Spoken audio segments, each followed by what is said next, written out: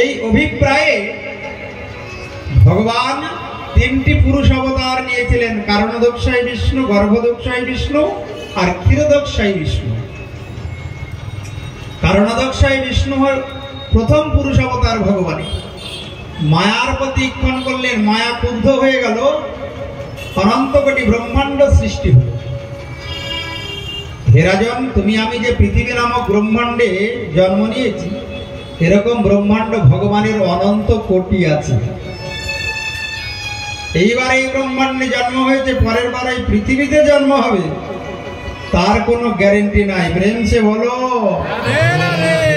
বেশি আশা করে লাভ নাই। ওই জন্য ভগবানের ভজন করো, জন্মটা ধন্য হবে, এছাড়া কোনো কিছুতে লাভ হবে না। যত ভোগ করবে তত রোগে ভুগবে, আর যত ভোগ তত ভোগান্তি হবে। প্রেম সে বলো, বেশি আশা করে বাসা বাঁধবে না। ভগবানের ভজন করো, গুরুচরণ আশ্রয় করে, সাধু সঙ্গ করে, জন্মটি ধন্য করে জগৎ থেকে বিদায় নাও। সারা ভাগবতে এই কথাই সুখদেব গোস্বামী রাজা পরীক্ষিতকে বলছেন। রাজন, ভগবান দ্বিতীয় পুরুষ অবতার গর্ভোদকশায়ী বিষ্ণু হয়ে নাভি থেকে একটা পদ্ম ফুলের জন্ম দিলেন। নাভি কমল সৃষ্টি হল, তার উপরে ব্রহ্মার জন্ম হল। ব্রহ্মা চারিদিকে দেখে শুধু জল আর জল, কেউ কোথাও নেই। পূর্ব পশ্চিম উত্তর দক্ষিণ চতুর্দিকে তাকালেন, চতুরানন হয়ে গেলেন। ওই জন্য ব্রহ্মাকে চতুরানন বলা হয়, মানে ব্রহ্মার চারটি মুখ, চারদিকে তাকিয়েছিলেন, পূর্ব পশ্চিম উত্তর আর দক্ষিণ। চতুরানন হয়ে গেলেন ব্রহ্মা। চিন্তা করলেন, কে আমাকে সৃষ্টি করলো, কোথা থেকে আমি এলাম? হঠাৎ একটা শব্দ ভেসে এলো, তপ তপ তপ। ব্রহ্মা চিন্তা করছেন, কেউ বুঝি আমায় তপস্যা করতে বলছে। তপস্যায় মগ্ন হলেন, ধ্যানমগ্ন হলেন ব্রহ্মা। ভগবান সন্তুষ্ট হয়ে ব্রহ্মাকে দর্শন দিলেন, দিয়ে বললেন, ব্রহ্মা, আমি তোমাকে সৃষ্টি করেছি, তোমার মাধ্যমে আমি সৃষ্টি বিস্তার করতে চাই। তুমি সৃষ্টি বিস্তার করো, আমি আনন্দ করব, লীলা করব ভক্তগণ সঙ্গে। আমার একা আনন্দ হয় না। ব্রহ্মা প্রথমে বললেন, প্রভু, আমি কি করে সৃষ্টি করব? আমার তো কোনো জ্ঞানই নেই, আমাকে তাহলে জ্ঞান দান করুন। ভগবান তখন চতুশ্লোকী ভাগবত তত্ত্ব জ্ঞান সর্বপ্রথম ব্রহ্মাকে দান করেছিলেন। হে রাজন, ওই চতুশ্লোকী ভাগবত তত্ত্ব জ্ঞান লাভ করে ব্রহ্মা সৃষ্টি করা শুরু করলেন। প্রথমে সৃষ্টি করলেন চারটি পুরুষ, সনক, সনাতন, সনন্দন, সনত কুমার। তারা বলল, আমরা সৃষ্টি বিস্তার করব না। তারপরে ব্রহ্মা আবার 10টি পুরুষ সৃষ্টি করলেন, মরিচি, অত্রি, অঙ্গিরা, পুলস্ত, পুলহ, ক্রতু, ভৃগু, বশিষ্ঠ, দক্ষ আর নারদ। 10টা পুত্রের মধ্যে 9 জন বলল আমরা সৃষ্টি করব, আর নারদ হাত জোড় করে দিয়েছে। নারদ বলে, আমি ওই তালে যাব না, কারণ সংসারের মায়ার জাল তোমার বড় কঠিন।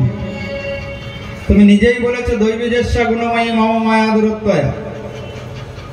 আমি সংসার করব না, কাউরি মন তো পাবোই না। লাস্টে বলবে, আমার জন্য কি করেছো? ওই কথা শোনার জন্য আমি সংসার করব নাকি? বলেন না, লাস্টে ছেলে বলবে, তুমি আমার জন্য কি করেছো? তারপরে পত্নী বলবে, কি করলে আমার জন্য? হ্যাঁ, ক টাকা ব্যাংক ব্যালেন্স করলে? বুড়ো, তুমি তো মরে যাবে, আমার চিন্তা কি করে গেলে? নারদ বলে, ওই শোনার জন্য আমি সংসার করবো? আমার দরকার নেই। সারাটা জীবন দিয়েও কাউরি মন পাওয়া যাবে না। এ ঘোর সংসারে পড়িয়া মানো না পাই দুঃখের সে। ঘোর সংসারে পড়িয়া মানো না পাই দুঃখের সে।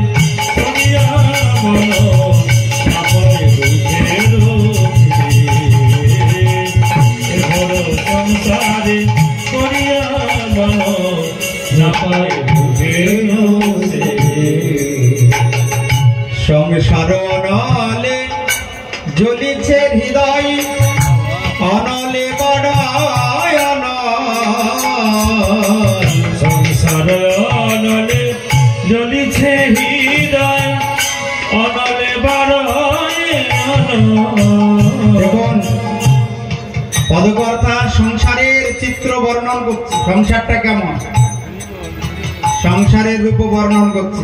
অনলয় বাড়য় অনল, যত দিন যায় তত কিন্তু ঝামেলা বেড়ে যায়। প্রেম সে বলো বাড়ে কিনা বলো?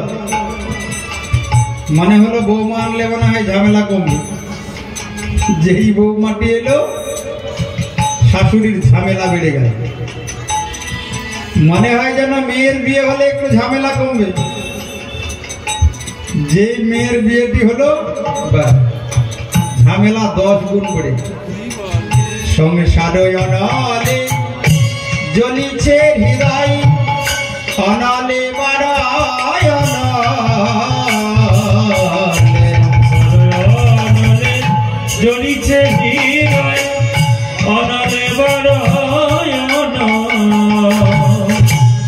অপরাধ ছাড়ি লয় কৃষ্ণ নাম, অপরাধ ছাড়ি লয় কৃষ্ণ নাম, অনলে পড়ে জয়,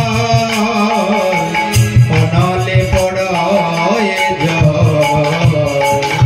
আমার নিতাই চৈতন্য চরণ কমলে আশ্রয় লইল যে,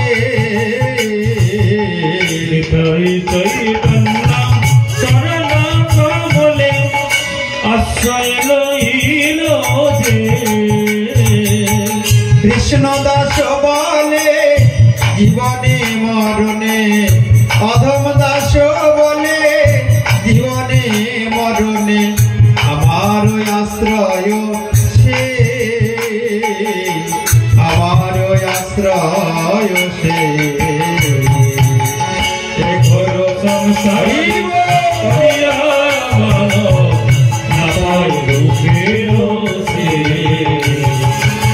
সাধু সঙ্গ করি হরি ভজে যদি, সাধু সঙ্গ করি হরি ভজে যদি, তবে অন্ত হয় প্রেম, তবে অন্ত হয় প্রেম। ঘোর সংসারে করিয়া মানব নাপায় দুঃখের দোষে, সংসারে করিয়া মানব নাপায় দুঃখের দোষে। তাই যারা চালাক চতুর তারা সংসারের মোহে আসক্তিতে জীবনের মূল্যবান সময় নষ্ট করে না, কারণ কিছু লাভ নেই তো। সংসার মন দিয়ে করে লাভবান হয়েছে কেউ বলতে পারবে? একজন হাত তুলতে পারবে না আমি লাভবান হয়েছি, সংসার মন দিয়ে করে আমি খুব শান্তি পেয়েছি। হবে না। জেলখানায় যদি কেউ সুখ খোঁজে কি করে সুখ পাবে? তো কারাগার, জেলখানা গোমা। তাই সাধু সঙ্গ করি হরি ভজে যদি, তবে অন্ত হয় ক্লেশ। সাধু সঙ্গ করতে হবে আর ভগবানের ভজন করতে হবে, নাম গুণ কীর্তন করতে হবে, তবে তোমার মানব জন্ম ধন্য হয়ে যাবে। দেহান্তে তুমি ভগবানের ধাম গোলক বৃন্দাবনে যাবে। তাই নারদ বললেন আমি বাবা এই সংসারের চক্রে পড়ব না, আমি ভগবানের নাম গুণ কীর্তন করব আর আনন্দে ত্রিভুবন বিচরণ করব। ব্রহ্মা চিন্তা করলেন সৃষ্টি তো বিস্তার হয় না, বাম অঙ্গ থেকে তখন একটা নারী সৃষ্টি করলেন, তার নাম হলো শতরূপা। আর ডান অঙ্গ থেকে একটা পুরুষ সৃষ্টি করলেন, তার নাম হলো মনু।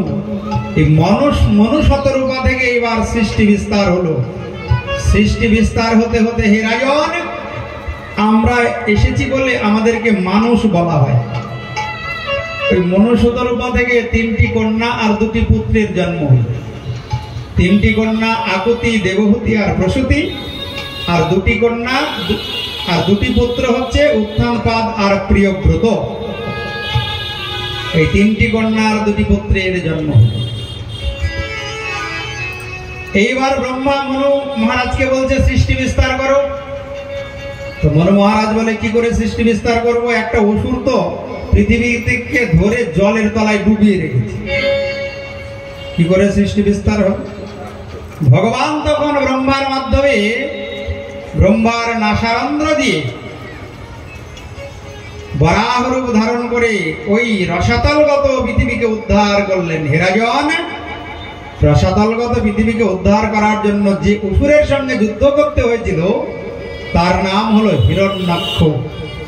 পরীক্ষিত বললেন, গুরুদেব এত বড় বলবান কি করে হলো অসুর, ভগবানের সঙ্গে যুদ্ধ করল? সুখদেব গোস্বামী রাজা পরীক্ষিতকে বলছেন, রাজন, এই অসুর বলবান হয়েছিল তার কারণ ছিল। কশ্যপের ঔরসে দিতির গর্ভে ওই অসুরের জন্ম হয়। দিতি কশ্যপের পত্নী একবার কামসরে পীড়িতা হয়ে সন্ধ্যাবেলায় কশ্যপ ঋষিকে বলেছিলেন, আমাকে সন্তান দান করো। কশ্যপ ঋষি বলেছিলেন, সন্ধ্যাবেলা সন্তান এলে ওটা অসুর হবে, কখনো সন্ধ্যাবেলা সন্তান নিতে নেই। দিতি বলে, না, আমাকে এক্ষুনি সন্তান দান করতে হবে। ওই সন্ধ্যাবেলায় দিতির গর্ভে সন্তান এসেছিল বলে ওই দুটি সন্তান হয়েছিল যমজ। একটার নাম হিরণ্যকশিপু আর একটার নাম হিরণ্যাক্ষ। ভগবান তাদেরকে বরাহ রূপ ধারণ করে আর নরসিংহ রূপ ধারণ করে, নৃসিংহ রূপ ধারণ করে বধ করেছিলেন।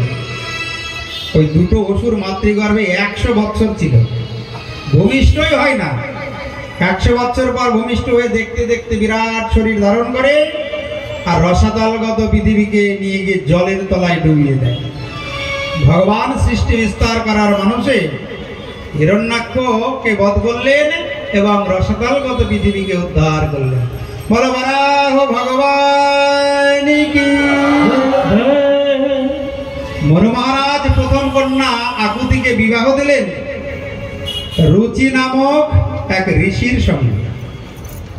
সেখানে যজ্ঞ নারায়ণ প্রকট হলেন। ভগবান নরনারায়ণ পুত্র রূপে জন্ম নিলেন। দ্বিতীয় কন্যার বিবাহ দিলেন কর্দম ঋষির সঙ্গে। কর্দম ঋষি বললেন, দেখো দেবভূতি, আমি বিবাহ করতে পারি, কিন্তু সন্তান হলে আমি আর থাকবো না। এক এক করে 9টা কন্যা সন্তান হলো। কর্দম ঋষি বলে, তাহলে এবার আমি যাই। বলে, কি করে যাবে? আমার তো একটাও পুত্র হয়নি, আমি কি নিয়ে থাকবো? কন্যা সন্তান তো পরের ঘরে দিতে হবে, আমি থাকবো কি নিয়ে? হ্যাঁ, অনেকে বলে কন্যা হলেই ভালো। কন্যা হলে ভালো? বিবাহ দিয়ে দিলে তুমি থাকবে কি নিয়ে? পুত্র সন্তান যেমনই হোক কাছে তো থাকবে, চোখে দেখতে তো পাবে। তবে এখন ভিডিও কল হয়েছে, বিবাহ দিলেও প্রত্যেকদিন কন্যাকে দেখা যাবে, তাই না? আগে অসুবিধা ছিল, গেল তো গেল, 1 বছর আর চোখে দেখা নাই। তো কর্দম ঋষি বলছি, আচ্ছা কন্যা সন্তান হয়েছে 9টা, ওই জন্য তুমি খুশি নাও? পুত্র সন্তান চাও? বলে, ঠিক আছে, তার জন্য তোমাকে তপস্যা করতে হবে। পুত্র যদি কুপুত্র হয় তাহলে পরে কিন্তু পিতামাতার দুঃখের শেষ নাই। পুত্রকে সুপুত্র হতে হবে। পুত্র যদি সুপুত্র হয় তাহলে তার 21 কুল উদ্ধার হয়ে যায়। হে দেবহূতি, সুপুত্র সন্তান লাভ করার জন্য তুমি তপস্যা করো ভগবানের কাছে। ভগবানের ইচ্ছাতেই সুপুত্র লাভ হয়। 10,000 বছর তপস্যা করেছিলেন, পয়ব্রত করেছিলেন পুত্র সন্তান লাভ করার জন্য। সংসারী জীবের কি হয়? ভগবানের কাছে প্রার্থনাও করবে না, ভগবানের চিন্তাও করবে না, সন্তান নিয়ে নেবে। ওই সন্তান হবে কুপুত্র। বৃদ্ধ হয়ে গেলে বাবা মাকে বৃদ্ধাশ্রমে রেখে চলে আসবে, মৃত্যুর সময় আর দুটোকে দেখতে পাবে। যারা বৃদ্ধাশ্রমে রাখে বৃদ্ধ পিতামাতাকে সেবা করে না, একটাও সুপুত্র নয়, সব কুসন্তান, সব কুপুত্র। যে মা তোমাকে 10 দিন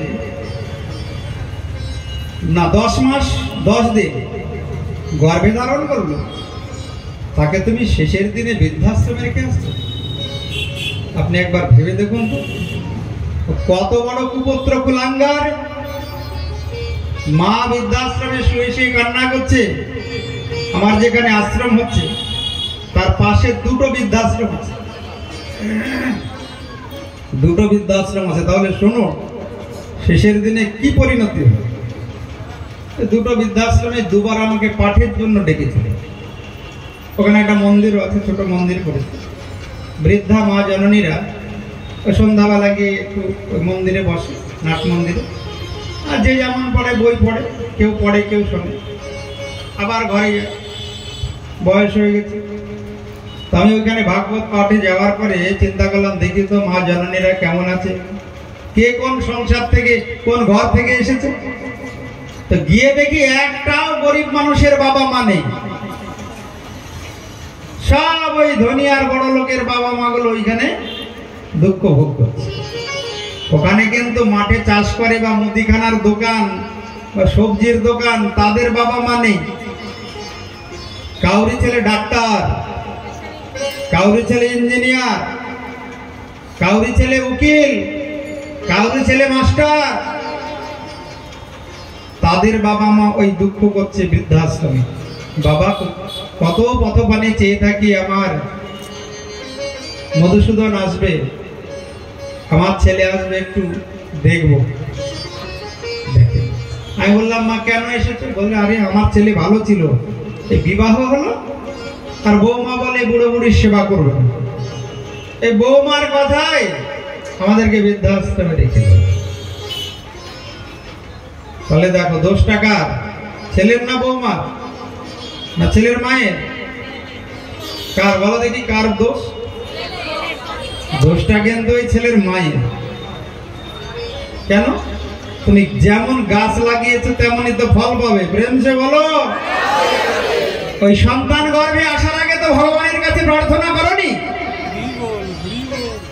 ভগবানের নাম করনি, ফুল তুলসী দিয়ে গোবিন্দের সেবা করনি, ভগবানকে তো তুমি বলনি, প্রভু আমাকে তোমার মতো একটা সুন্দর সন্তান দাও, আমি যেন তোমার মতো সুন্দর সুসন্তান লাভ করতে পারি। বলেছ? কামনার বশীভূত হয়ে তুমি সন্তান ধারণ করেছ, বলে এই সন্তান তোমাকে বৃদ্ধাশ্রমে রাখবে না। তাই কর্দম ঋষি বলছেন, দেবহূতি সুসন্তান লাভ করতে হলে ভগবানের তপস্যা করো, ব্রত করো, উপবাস করো, তবে সুসন্তান গর্ভে আসবে। 10,000 বছর ব্রত করলেন ওই দেবহূতি। ওই ব্রতে সন্তুষ্ট হয়ে ভগবান দর্শন দিয়ে বললেন, দেবহূতি এত কঠোর তপস্যা কেন? দেবহূতি বললেন, প্রভু আমি তোমার মতো সন্তান চাই। ভক্তবৎসল ভগবান ভক্তের মনোবাসনা পূরণার্থে নিজেই সন্তান হয়ে জন্ম নিলেন। প্রেম সে বলো। নাম হলো ভগবান কপিল। কপিল দেব হয়ে ভগবান এলেন। ভগবান বললেন, আমার মতো আর কে হবে? তুমি যখন আমার মতো সন্তান চাও, তাহলে আমাকেই তোমার সন্তান হয়ে যেতে হবে। সংসার করলে হবে না, ভাগবত শ্রবণ করে তত্ত্বজ্ঞান লাভ করে সংসার করতে হবে মা, তাহলে দুঃখ পাবে না, সংসার করেই ভগবানকে পাবে। আর যদি সাধুসঙ্গ না করো, গুরুচরণ আশ্রয় না করো, কামনার বশীভূত হয়ে যদি সংসারে ঝাঁপ দাও, তাহলে পারে কিন্তু শুধু এক জন্ম নয়, জন্ম জন্ম ধরে দুঃখ পাবে। তোমার ইহকাল পরকাল দুকাল শেষ হয়ে যাবে। সংসারও ভজিলি, গৌরাঙ্গ ভুলিলি, না শুনিলি সাধুর কথা, ইহ পরকাল দুকাল খোয়াইলি, মন খাইলি আপন মাথা।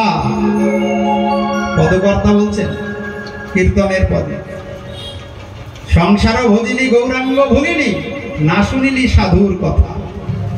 সাধু সঙ্গ করে, গুরুচরণ আশ্রয় করে সংসার করো, সংসার করেও ভগবানের ধামে যাওয়া যায়। কিন্তু যদি গুরুচরণ আশ্রয় না করো, সাধু সঙ্গ না করো, ভগবানের কথা শ্রবণ কীর্তন না করো, সংসারে ডুবে ডুবে মরো, তাহলে পরে কিন্তু অনন্তকাল ওই নরক যন্ত্রণা তোমায় ভোগ করতেই হবে। দেবহূতির সন্তান হয়ে ভগবান কপিল দেব রূপে জন্ম নিলেন। এইবার কর্দম ঋষি বলছে, আমি এবার যাই, আমার দায়িত্ব তো সব শেষ। দেবহূতি তখন বলে, তুমি যাবে স্বামী? এতদিন এক ছাদের তলায় এক কুটিরে আমরা বসবাস করলাম, তুমি চিরদিনের মতো চলে যাবে। কর্দম ঋষি বলছেন একদিন তো যেতে হবেই দেবহূতি। কেউ কি সঙ্গে এসেছে না কেউ কি সঙ্গে যাবে? তুমি এই পুত্র সন্তানকে নিয়ে সংসারে থাকো, আমি যাই। দেবহূতি সংসার সঙ্গে সঙ্গে বলছেন যাবে, একটু প্রভাতকাল হলে যেও, এখন তো ঘোর নিশি, এখন ঘোর রজনী।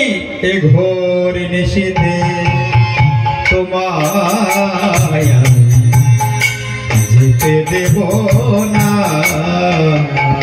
প্রিয়। ঘোর নিশিতে তোমায় আমি যেতে দেব না। তুমি প্রভাতে হলে যেও চলে, প্রভাত হলে যেও চলে। আমি বাধা দেব না, বাধা দেব না। ঘোর নিশিতে যেতে দেব না। ঘোর নিশিতে তোমায় যেও না, যেতে দেব না। তুমি প্রভাতে হলে যেও চলে, প্রভাতে হলে যেও চলে। তোমায় বাধা দেব না, আমি বাধা দেব না। ঘোর নিশিতে তোমায় আমি যেতে দেব না। দেবহূতি আমায় ছেড়ে দাও, ঘোর নিশিতে আমায় যে যেতে হবে, যেতে দেব না। ভগবানের ভজন করে তপস্যা করে ভগবানকে লাভ করতে হবে। সংসার ছেড়ে চলে গেলেন কর্দম ঋষি। পরীক্ষিত প্রশ্ন করলেন গুরুদেব কেন সংসারে থেকে ভজন সাধন হতো না? দেবহূতি তো সহধর্মিণী, উপযুক্ত সহধর্মিণী। সুখদেব গোস্বামী রাজা পরীক্ষিতকে বলছেন, রাজন, ভাগবতে 4টি আশ্রমের কথা বলা আছে। প্রথমে ব্রহ্মচর্য, তারপরে গার্হস্থ, তারপরে বানপ্রস্থ, চতুর্থ হচ্ছে সন্ন্যাস। তাই পঞ্চাশূর্ধ্বং বনং ব্রজেৎ। কেউ যদি বেশি সংসারে পড়ে থাকে তার আসক্তি বেড়ে যায়। 50 বছর বয়স হয়ে গেলে পুত্র কন্যার উপরে সংসারের দায়ী দায়িত্ব অর্পণ করে তোমাকে সন্ন্যাস নিতে হবে। মানে কোনো দায়ী দায়িত্বের মধ্যে থাকলে হবে না। যত দায়িত্ব পালন করবে তত তোমার আসক্তি বেড়ে যাবে। প্রথমে পত্নীর প্রতি, তারপরে সন্তানের প্রতি, পুত্র কন্যার প্রতি, তারপরে আবার পুত্রের বিবাহ দিলে বৌমার প্রতি, তারপরে আবার নাতি নাতনির প্রতি। আসক্তি বাড়ে না কমে? কি গো, কমে? তখন টাকার চাইতে সুদটাই মিষ্টি লাগে। বৃন্দাবন যাব না প্রভু, ওই নাতিটা আমাকে ছাড়া ঘুমায় না। আর বৃন্দাবন যাবে না কেন? এখন নাতিকে নিয়ে পড়েছে। আসক্তি কি হলো? দিনে দিনে বেড়ে গেল। তাই ভাগবত বলছেন পঞ্চাশূর্ধ্বং বনং ব্রজেৎ। 50 বছর পার হয়ে গেলে আর কোনো দায়িত্ব কর্তব্যের মধ্যে থাকবে না।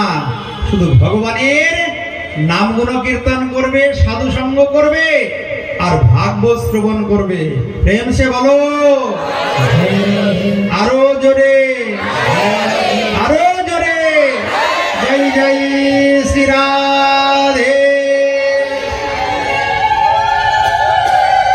তবে জনমটা ধন্য হবে, না হলে যত সংসারে পড়ে থাকবে তত আসক্তির শেকড় গজাবে, আসক্তি বাড়বে।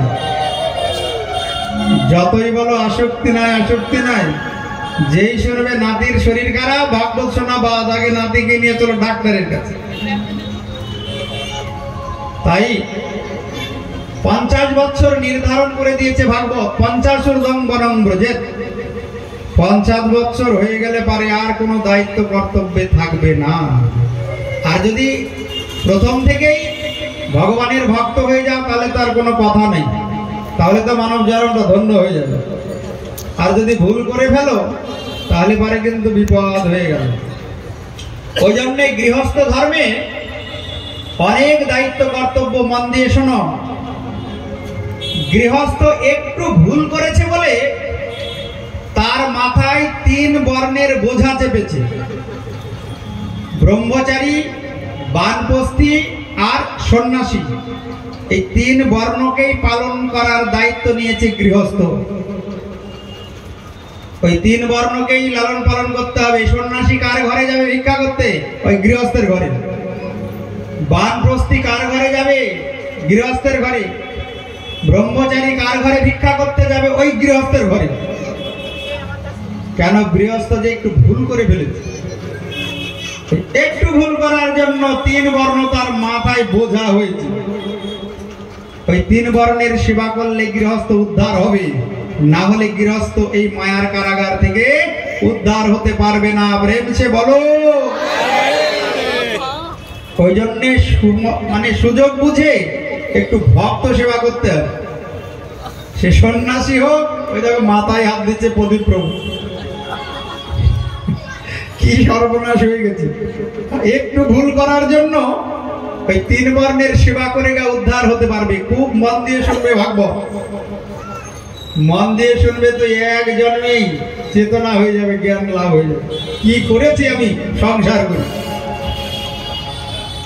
ওই 3 বর্ণের সেবা না করলে গৃহস্থ উদ্ধার হতে পারবে না। ওই জন্য মহাপ্রভু কলিযুগে এসে বলেছেন, প্রভু কহে বৈষ্ণব সেবা নাম সংকীর্তন 2 করো শীঘ্র পাবে শ্রীকৃষ্ণ চরণ। গৃহস্থকে ভক্ত সেবা আর হরিনাম সংকীর্তন করতে হবে। এই দেখেন চালের বস্তা কালকে এসেছে, আজকে এলো। যারা চতুর চালাক তারা জানে আমি বাড়িতে আবার ভক্ত সেবা দিয়ে ঝামেলা কেন করতে যাব। ওই বাসন নিয়ে এসো, তারপরে রাঁধুনি খোঁজো, সবজি আমানি করো, বাজারে যাও, এইখানেই দান করে দেবো, এইখানেই ভক্ত সেবা হয়ে যাবে, আমার জনম ধন্য হয়ে যাবে। তাই যারা ভক্ত সেবা দিতে চান কমিটির সঙ্গে যোগাযোগ করবেন। আমাদের মাতৃমণ্ডলী কমিটি, এখানে মায়েরা খুব কষ্ট করে এই ভাগবতের আয়োজন করেছে। এখানে নিত্য ভক্তদের প্রসাদের ব্যবস্থা আছে। শেষের দিনে তো প্রায় অনেক ভক্ত সেবার আয়োজন আছে, বসিয়ে হাতে নয় পাতে। যারা ওই ভক্ত সেবায় চাল, ডাল, সবজি, তেল, মশলা দান করতে চান আমাদের মা জননীদের সঙ্গে একটু যোগাযোগ করবেন। তাহলে কি হবে? গৃহস্থ জনমটা ধন্য হয়ে যাবে, সার্থক হয়ে যাবে। প্রেমসে বলো। 5 কেজি চাল দিলে কিন্তু কমবে না। কমবে? বলো তো, কমবে নাকি? কমবে না। কিন্তু ওই 5 কেজি চাল যদি তুমি ভক্ত সেবায় দান করো, তোমার জনমটা ধন্য হয়ে যাবে। ওই চালটা ভক্ত সেবায় দান করলে কিভাবে জনম ধন্য হবে না? যে ভক্তরা 7 দিন ভাগবত শুনছে তারা ওই প্রসাদ সেবা করলে তোমার কি লাভ হবে? ওই ভাগবত শ্রবণের ফল তুমি দান করেই পেয়ে যাবে। প্রেম সে বলো। ওই জন্য যারা যারা দান করতে যাও আমার কাছে এসে বলবে, কিংবা মা জননীদের নিকটে নাম দেবে, আমি নাম ঘোষণা করে দেব। আর ব্যাসপীঠ থেকে নাম ঘোষণা করলে ভগবান সেই দান সাদরে গ্রহণ করবেন, তোমার জনম ধন্য হয়ে যাবে। দান করলে কখনো কমে না। ভগবানের সেবায়, ভক্ত সেবায় যত দান করবে তত তোমার ধন সম্পদ বৃদ্ধি পাবে। টাকা পয়সা তো লক্ষ্মী গো, ওই লক্ষ্মীকে যদি লক্ষ্মীপতি ভগবানের সেবায়, ভগবানের ভক্ত সেবায় কেউ দান করে, লক্ষ্মী আনন্দে তাকে 2 হাত ভরে দান করেন। প্রেম সে বলো। ওই জন্য গৃহস্থ ভক্ত সেবা করেই উদ্ধার হবে, এছাড়া উদ্ধারের দ্বিতীয় কোনো পথ নাই। ওই যে একটু ভুল করে ফেলেছে, ওই জন্য তাকে ভক্ত সেবা করতেই হবে। ছাড়িয়া বৈষ্ণব সেবা নিস্তার পেয়েছে কেবা। কিন্তু যারা ত্যাগী, সন্ন্যাসী, যাদের এই সংসারের প্রতি কোনো আসক্তি নাই, যারা ভগবানের চিন্তায় ডুবে আছে, তাদের কোনো বোঝা নাই মাথায়, তাদের কাউরি সেবা করার দরকার নাই, ভগবানের চিন্তা করেই তারা উদ্ধার হয়ে যায়। কিন্তু গৃহস্থকে উদ্ধার হতে গেলে ভাগবত বলছেন ভক্ত সেবা করেই উদ্ধার হতে হবে। তাই কোন গৃহে যদি ভক্ত বৈষ্ণবের আগমন হয়, জানবে তার পেছনে পেছনে ওই গৃহে ভগবান গিয়ে উপস্থিত হয়। এছাড়া গৃহস্থ উদ্ধার হতে পারবে না। একটু সুখের আশায় সর্বনাশটা করে বসে আছে। এখন তার উদ্ধারের উপায় ভাগবত পরিষ্কার বলেছেন, তাকে ভক্ত সেবা বৈষ্ণব সেবা করতে হবে। ভগবান এই অধমের দ্বারা একটা মন্দির বানিয়ে নিচ্ছে বৃন্দাবনে। রাধারানীর সেবা করতে করতে একবার বাসনা হয়েছিল একটা মন্দির যদি জগতে কোথাও করে যেতে পারতাম। তো রাধারানী কথাটা শুনে নিয়েছে। বাংলা এলাম, গুরু মহারাজের সঙ্গে তখন প্রচার করি। হঠাৎ গুরু মহারাজের একটু শরীরটা খারাপ হলো, তখন একা একাই ভাগবত পাঠ করা শুরু করলো। এই 200 টাকা দেয়, কেউ 100 টাকা দেয়, কেউ 300 টাকা দেয়, চলো পাঠ করে দিয়ে আসবো। এইভাবে পাঠ করতে করতে এক ভক্ত হঠাৎ এসে বললো, বাবা আমি একটা জমি দান করবো, আমার মনের ইচ্ছা মন্দির করা। আমি তো পারবো না, আমার স্বামী নেই। স্বামী যাওয়ার সময় বলেছিল অসুস্থ অবস্থায়, দেখো সুধীরের মা কোন সাধুকে একটু জমি দান করো, সেখানে যেন ভগবানের মন্দির হয়। সে আবার কোথায় ভাগবত শুনতে গিয়ে শুনে এসেছিল এই জগতে যদি কেউ ভগবানের মন্দির করে, ভগবান তার জন্য গোলক বৃন্দাবনে গৃহ নির্মাণ করে রাখেন। এইবার সুধীরের মা আমাকে ধরেছে, আমার স্বামী বলেছে আমার জমিতে একটা মন্দির হবে, আমি কি করে করবো, আমি পারবো না, আপনাকে আমি জমিটা দান করব, আপনি মন্দির করবেন। আর আমারও ওদিকে বৃন্দাবনে বাসনা হয়েছিল ভগবানের একটা মন্দির নির্মাণ করে জগৎ থেকে যাব, এইটাই ইচ্ছা। মানুষ টাকা দিয়ে বাড়ি ঘর করে ফ্ল্যাট কেনে, আর আমার বাসনা হয়েছিল আমি ভগবানের মন্দির করেই জগৎ থেকে যাব, এইটাই বাসনা হয়েছে। ব্যাস, ভগবান জমির ব্যবস্থা করে দিল, জমি রেস্টি হয়ে গেল, প্রাচীর হয়ে গেল। গুরুদেব এলেন, ভিত পূজা করলেন। আমার স্বপ্ন ছিল গুরু মহারাজকে দিয়েই আমি বিগ্রহ প্রতিষ্ঠা পর্যন্ত করে নেব। গুরু মহারাজ ভিত পূজা করে দিলেন, বড় করে অনুষ্ঠান হলো, ভক্ত সেবা হলো, মন্দিরের কাজ শুরু হচ্ছে। আমি গুরুদেবকে বললাম কি করে হবে, এই 200-500 টাকায় ভাগবত পাঠ করে মন্দির? গুরু মহারাজ মাথায় হাত দিয়ে বললেন, ভগবানেরটা ভগবান জোগাড় করবে, তুমি কোনো চিন্তা করো না, আমি আশীর্বাদ করে গেলাম। ব্যাস, গুরুদেবের আশীর্বাদই আমার মনের বল হয়ে গেল। তারপরে যেখানে যাই ভক্তদের বলি মন্দির তৈরি হচ্ছে, আপনারা যদি কিছু দান করেন তাহলে আপনাদেরও জনম ধন্য হবে। দান করলে কি হবে, ওই মন্দিরে যতদিন গোবিন্দের সেবা হবে, 100, 200, 300 বছর যেখানেই জন্মটি হোক না কেন, মৃত্যুর পরে সুকৃতি পুণ্য বাড়তে থাকবে। মন্দির নির্মাণের দানের এই হলো মহিমা।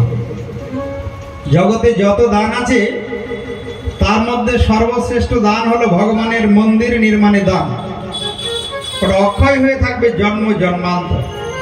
তুমি এই জগতে দান করে যাবে, ভগবান তোমার জন্য গোলক বৃন্দাবনে গৃহ নির্মাণ করে রাখবেন। ভগবান ঋণী থাকে না, ওই 1 আনা দিলে 16 আনা ফিরিয়ে দেবে। এইভাবে ভক্তরা দান করা শুরু করলো। কেউ 1 বস্তা, কেউ 5 বস্তা, কেউ 10 বস্তা সিমেন্টের পয়সা দেয়। যেখানে ভাগবতে যাই সেখানেই বলি যে আপনারা ভগবানের মন্দির নির্মাণে মুক্ত হস্তে দান করুন, এই দানের ফল জন্ম জন্মান্তর অক্ষয় হয়ে থাকবে।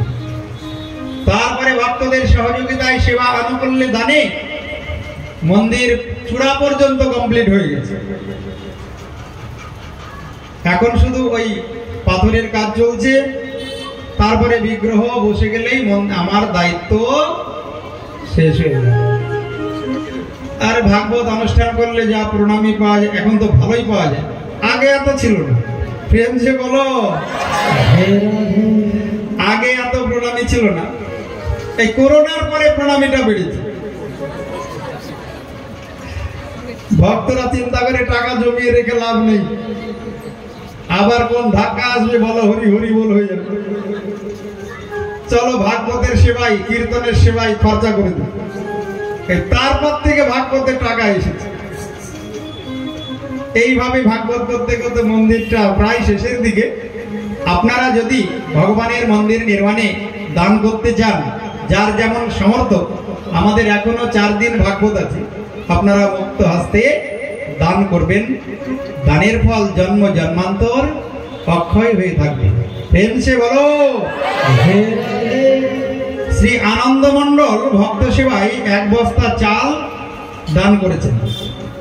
ভগবানের কাছে প্রার্থনা করি আনন্দ মণ্ডল মহাশয়ের যেন মঙ্গল হয়, তার দুর্লভ মানব জন্ম যেন ধন্য হয় এবং দেহান্তে যেন কৃষ্ণ প্রেম ভক্তি লাভ হয়। প্রেম সে বলো। তাই ভগবানের সেবায় দান করলে জনম ধন্য হয়, আর ভক্ত সেবা করলে মানব জনম সার্থক হয়ে যায়। ভাগবতে বলা আছে 10% দান করার কথা। তোমার যদি 10 টাকা আয় হয়, 9 টাকা তোমার আর 1 টাকা হলো ভগবানের। তাই গৌতম ঋষি চলে গেলেন সংসার ত্যাগ করে, আর এদিকে দেখতে দেখতে কপিল ভগবান বড় হয়ে গেল। মাতা দেবহূতিকে বলছেন, মা করদম ঋষির মতো স্বামী পেয়েছে, আমার মতো সন্তান পেয়েছে, অনসূয়া অরুন্ধতির মতো 9টা কন্যা পেয়েছে। আচ্ছা বলো তো, তোমার মন শান্ত হয়েছে? আর কোনো কামনা বাসনা নেই তো?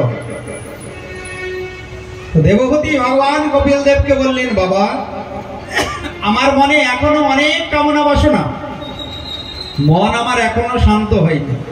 বলো তো বাবা, এই মনকে শান্ত করতে গেলে কি করতে হবে? ভগবান তখন মাকে দিয়ে জগৎকে শিক্ষা দিলেন, মা এই জগতে যার মন শান্ত হয়েছে তার চরণে শরণ নিতে হবে। প্রেম সে বলো। যে সাধু মহাত্মা বৈষ্ণবের মনে কোনো কামনা বাসনা নেই, কামনা বাসনা থেকে যে মুক্ত হয়েছে, ভগবানের চিন্তায় ডুবে আছে, তুমি সেই রকম সাধুর সঙ্গ করো, সেই রকম সাধু মুখে ভগবানের কথা শ্রবণ করো, তাহলে তোমার মনও শান্ত হয়ে যাবে। তাছাড়া মন শান্ত হবে না। যেমন ইলেকট্রিকে কাউকে যদি শক দেয়, তাকে স্পর্শ করলে কি হবে? শক দেবে।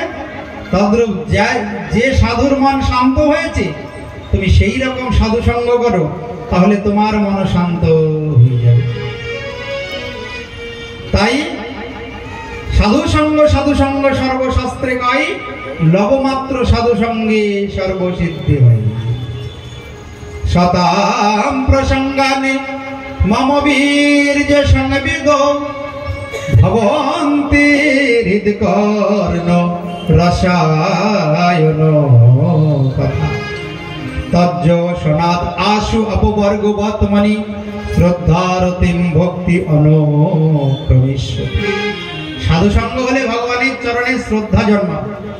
শ্রদ্ধা মানে বিশ্বাস, তারপরে প্রীতি ভালোবাসা জন্মাবে ভগবানের প্রতি, তারপরে প্রেম ভক্তি লাভ হবে, ভক্তি অনুক্রমিষ্য। তাই যদি তরিতে বাসনা থাকে, ধরো রে মনে সাধুর সঙ্গ, ভজরে আনন্দের গৌরাঙ্গ, করো রে মন সাধুর সঙ্গ। যদি তরিতে বাসনা থাকে, ধরো রে মন সাধুর সঙ্গ, ভজরে আনন্দের গৌরাঙ্গ, করো রে মন সাধু সঙ্গ, ভজরে আনন্দের গৌরাঙ্গ। সাধুর গুণ যাই না বলা, ও তার শুদ্ধ চিত্ত অন্তর খোলা। সাধুর গুণ যাই না বলা, শুদ্ধ চিত্ত অন্তর খোলা। সাধু দর্শনে যায় মনের ময়লা,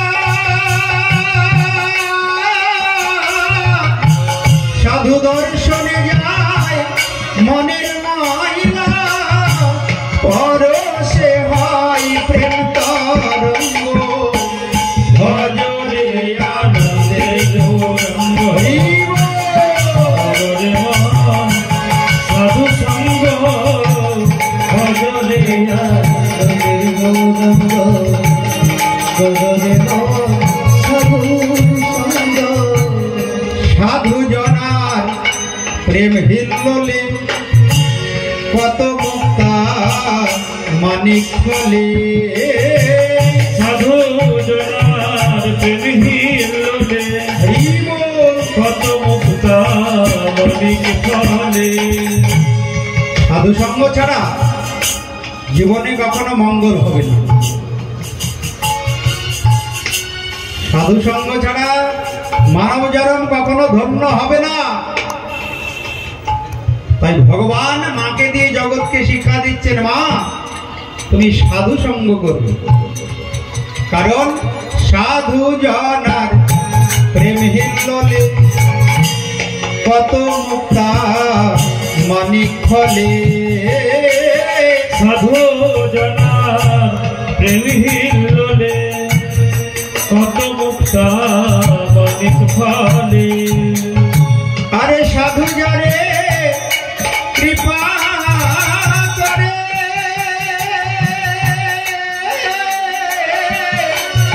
ওই সাধু যারে কৃপা করে, প্রেমময় দেয় প্রেমানন্দ।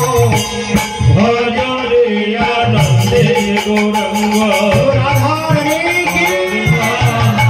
সাধু সঙ্গ, ভজরে আনন্দে গৌরঙ্গ। যদি করিতে বাসনা থাকে, করোরে মন সাধু সঙ্গ, ভজরে আনন্দে গৌরঙ্গ, ভজরে মন সাধু সঙ্গ, ভজরে আনন্দে গৌরঙ্গ। মা খুব মন দিয়ে শোনো, এই জগতে যে যেমন সঙ্গ করে ধীরে ধীরে সে তেমন হয়ে যায়। জগতে সঙ্গের বড় প্রভাব। একটা ভালো মানুষ যদি মাতালের সঙ্গ করে ধীরে ধীরে মাতাল হয়ে যায়, আর একটা অসাধু যদি সাধু সঙ্গ করে ধীরে ধীরে সাধু হয়ে যায়। মাতা দেবহূতি বললেন, বাবা সাধু চেনবো কি করে? সাধু চেনার লক্ষণটা বলো, সাধুর লক্ষণ বলো। তো ভগবান মাকে বললেন, 5টা লক্ষণ দেখে তুমি সাধু চিনবে। প্রথম লক্ষণ সাধুর তিতিক্ষবঃ। তিতিক্ষবঃ কারুণিক সুহৃদ সর্বদেহিনাম অজাত শত্রু শান্তব সাধব সাধু ভূষণ। হে মাতা দেবহূতি, সাধুর মধ্যে 5টা লক্ষণ থাকবে। প্রথম লক্ষণ হচ্ছে তিতিক্ষু, মানে সহিষ্ণুতা, সহ্য ধৈর্য থাকবে সাধুর মধ্যে। দ্বিতীয় লক্ষণ হচ্ছে কারুণিক, সাধুর হৃদয় হবে করুণার হৃদয়। তৃতীয় লক্ষণ হচ্ছে সুহৃদ, মানে হিতকারী, মঙ্গলকারী। সাধু সদা সর্বদা জীবের মঙ্গল চিন্তা করবে। কি করলে আমি একটা জীবকে মায়ার কারাগার থেকে মুক্ত করে গোবিন্দের চরণে পৌঁছে দিতে পারবো, এই চিন্তা যে করে তাকে সাধু বলে প্রণাম করবে। প্রেম সে বলো। একা ভাগবত শুনতে আসবে না, 10 জনকে নিয়ে আসবে। আমি ভাগবত শুনে উদ্ধার হবো আর 5 জন উদ্ধার হোক। ওই জন্য যারা প্রকৃত ভক্ত বৈষ্ণব, পুরুষ হোক আর নারী হোক, দেখবেন সবসময় জগতের মঙ্গল চিন্তা করে। আমি 5 জনকে ফোন করে নিয়ে আসবো ভাগবত শুনতে। চলো, কি করবে? বাড়িতে বসে থাকবে, চলো টিভি দেখবে, ভগবানের কথা শুনবে, চলো। ওই যে ডেকে নিয়ে এলো, ভগবানের কথা শুনে তার যদি ভগবানের চরণে ভক্তি হয়ে যায়, প্রীতি ভালোবাসা জন্মায়, যে ডেকে নিয়ে আসবে তারও জন্ম ধন্য হয়ে যাবে। প্রেম সে বলো। একটা জীবকে যদি মায়ার কারাগার থেকে মুক্ত করা যায়, 100 হসপিটাল তৈরি করা অপেক্ষা পুণ্যের কাজ। 100টা হসপিটাল তৈরি করলে যে পুণ্য হবে, তুমি একটা মায়াবদ্ধ জীবকে মায়ার কারাগার থেকে মুক্ত করে গোবিন্দের চরণে পৌঁছে দেবে, শুদ্ধ ভক্ত করবে, 100 হসপিটাল তৈরি করা অপেক্ষা পুণ্যের কাজ হবে। প্রেম সে বলো। তাই শুধু একা ভাগবত শুনতে আসলে হবে না, আর 10 জনকে খবর দিতে হবে, নিয়ে আসতে হবে, প্রেরণা দিতে হবে। তাহলে ভগবান তোমায় দুহাত ভরে কৃপা করবে। একে বলা হয় সাধু, একে বলা হয় ভক্ত, একে বলা হয় বৈষ্ণব। মা সাধুর চতুর্থ গুণ হচ্ছে অজাত শত্রু। যে প্রকৃত সাধু, প্রকৃত বৈষ্ণব, এই জগতে তার কোনো শত্রু জন্ম নেয় না। আর পঞ্চম গুণ হচ্ছে শান্ত। যে প্রকৃত ভক্ত বৈষ্ণব, তার হৃদয়ে কখনো কোনো কামনা বাসনার ঢেউ থাকবে না। ভগবান যেমন রাখবেন সে তাতেই সন্তুষ্ট। তার হৃদয়ে সন্তুষ্ট ধন বিরাজ করবে, সন্তুষ্ট ধনে সে ধনী। ভগবান আমায় যেমন রেখেছেন আমি তাতেই সুখী। এটা হলো সাধুর লক্ষণ। এই কথা বলে ভগবান কপিল দেব সংসার ত্যাগ করে চলে গেলেন গঙ্গা সাগরের তটে। এখনো ভগবান গঙ্গা সাগরের তটে বিরাজ করছেন। ওই জন্য সব তীর্থ বারবার, গঙ্গা সাগর একবার যেতেই হবে। গঙ্গা সাগরে গিয়ে স্নান করে আসলে ভগবান কপিল দেবের বিশেষ কৃপা লাভ হবে। প্রেম সে বলো। সুখদেব গোস্বামী রাজা পরীক্ষিতকে বলছেন, রাজন, ওই যে মনু মহারাজের তৃতীয় কন্যা প্রসূতি, তার সঙ্গে বিবাহ দিলেন দক্ষ প্রজাপতি। তার 16টা কন্যা জন্ম নিল। 16টা কন্যার মধ্যে 13টি কন্যার বিবাহ দিলেন ধর্মের সঙ্গে, 14 নম্বর কন্যার বিবাহ দিলেন পিতৃবর্গের সঙ্গে, 15 নম্বর কন্যার বিবাহ দিলেন অগ্নির সঙ্গে, আর 16 নম্বর কন্যার বিবাহ দিলেন ভোলানাথের সঙ্গে। বলো ভোলানাথ ভগবান কি। একবার ব্রহ্মাদি দেবতাগণ স্বর্গে দক্ষকে প্রজাপতি বানাবেন বলে একটা সভার আয়োজন করেছেন। সেই সভাতে ব্রহ্মাদি দেবতাগণ উপস্থিত। এইবার দক্ষ প্রজাপতির যেতে একটু দেরি হয়েছে, একটু বিলম্ব করে দক্ষ যেই উপস্থিত হয়েছেন, সবাই উঠে দাঁড়িয়ে তাকে সম্মান করলেন। 3 জন উঠে দাঁড়ালেন না, ব্রহ্মা, বিষ্ণু আর মহেশ্বর। দক্ষ চিন্তা করলেন, ব্রহ্মা নাই বা দাঁড়ালো, সে তো আমার পিতা। আচ্ছা, বিষ্ণু নাই বা দাঁড়ালো, সে তো জগতের পালন কর্তা, কিন্তু আমার জামাই ভোলানাথ, সে কি গুরুজনকে সম্মান করতে জানে না? আমি অভিশাপ দিলাম, আজ থেকে ওই ভোলানাথ কোনো যজ্ঞের ভাগ পাবে না। এবার ভোলানাথের পার্শ্বদ নন্দীশ্বর উঠে দাঁড়িয়ে বলছে, হে দক্ষ, সাবধান, আমিও অভিশাপ দিলাম, তোমার ওই মুন্ডটা একটা অসুর ছিঁড়ে যজ্ঞকুণ্ডে সোহা করে দেব। নন্দীশ্বর বলছে, বাবা তাই নাকি, এরকম ব্যাপার? এইবার ওই দক্ষের সতীর্থ ভৃগুমণি বলে, এই নন্দী, যারা শিবের ব্রত করবে তারা সব নাস্তিক হবে, আমি অভিশাপ দিলাম। এবার নন্দী বলছে, ভৃগু, তোমার ওই গোপদারি ওই অসুরে কিন্তু ছিঁড়ে ওই যজ্ঞকুণ্ডে সোহা করে দেবে। এইভাবে সাপাসাপি হচ্ছে। ব্রহ্মাদি দেবতাগণ বললেন, না, দরকার নেই, শোভা ভেঙে দাও, কে কাকে অভিশাপ দিয়ে দেবে তার ঠিক নেই। এই অপমানের প্রতিশোধ নেবার জন্য দক্ষ প্রজাপতি নিজ গৃহে হরিদ্বারে কঙ্খলে একটা সভার আয়োজন করেছিলেন, একটা যজ্ঞের আয়োজন করেছিলেন। ওই যজ্ঞে 16টা কন্যার মধ্যে রাজন 15টা কন্যাকে নিমন্ত্রণ করেছে, শুধু ওই সতীকে নিমন্ত্রণ করেনি। সতীকে আর ওই ভোলানাথকে সম্মান দিতে পারে না, সম্মান দিতে জানে না, নিমন্ত্রণ করার দরকার নেই। এবার সতী দেখে কি অন্যান্য ভগ্নীগণ নিজ নিজ পতির সহিত বিমানে করে পিতৃগৃহে যাচ্ছে। তো ভোলানাথের কাছে গিয়ে বলছে, স্বামী, আমার পিতার গৃহে নিশ্চয় কোনো অনুষ্ঠানের আয়োজন হয়েছে, তাই অন্যান্য ভগ্নীগণ যাচ্ছে, আমিও যাব। ভোলানাথ বলল, দেখো, ওখানে যাবে না সতী, গেলে তোমাকে স্বামী নিন্দা শুনতে হবে, আর স্বামী নিন্দা শোনা মহাপাপ। প্রেম সে বলো। স্বামী যেমনই হোক, মূর্খ হোক, রোগী হোক, তারপরে দরিদ্র হোক, কালো হোক, ফর্সা হোক, স্বামী নিন্দা শোনা যাবে না। স্বামী নিন্দা কানে শুনলে অনন্তকাল নরক যন্ত্রণা ভোগ করতে হবে। সতী, তুমি যাবে না ওখানে, গেলে স্বামী নিন্দা শুনতে হবে। সতী জেদ ধরেছে। স্ত্রী হট কিন্তু খুব ভয়ানক। হট মানে জেদ।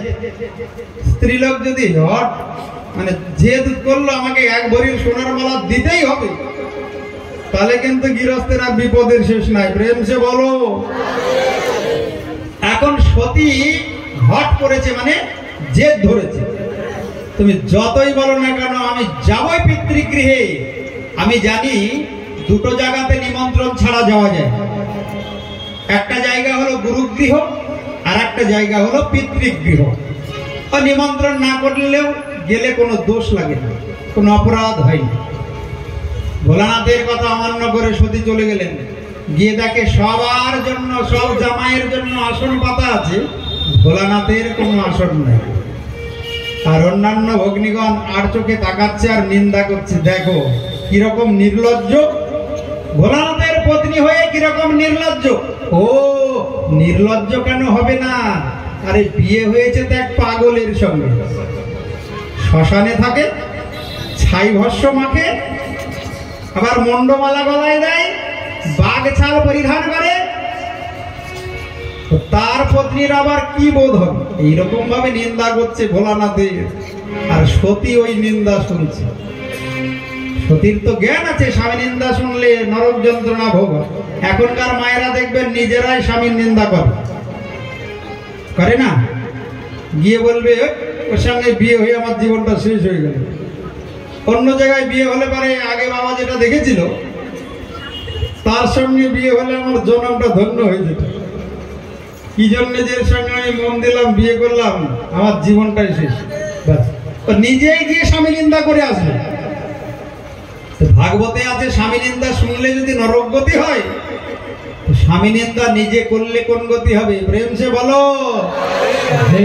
ওই জন্য কখনো স্বামী নিন্দা শুনতেও নাই, স্বামী নিন্দা করতেও নাই। সতী চিন্তা করলেন যে কারণে আমি ভোলানাথের নিন্দা শুনেছি, ওই দেহটাকে আমি ত্যাগ করবো পিতৃগৃহে।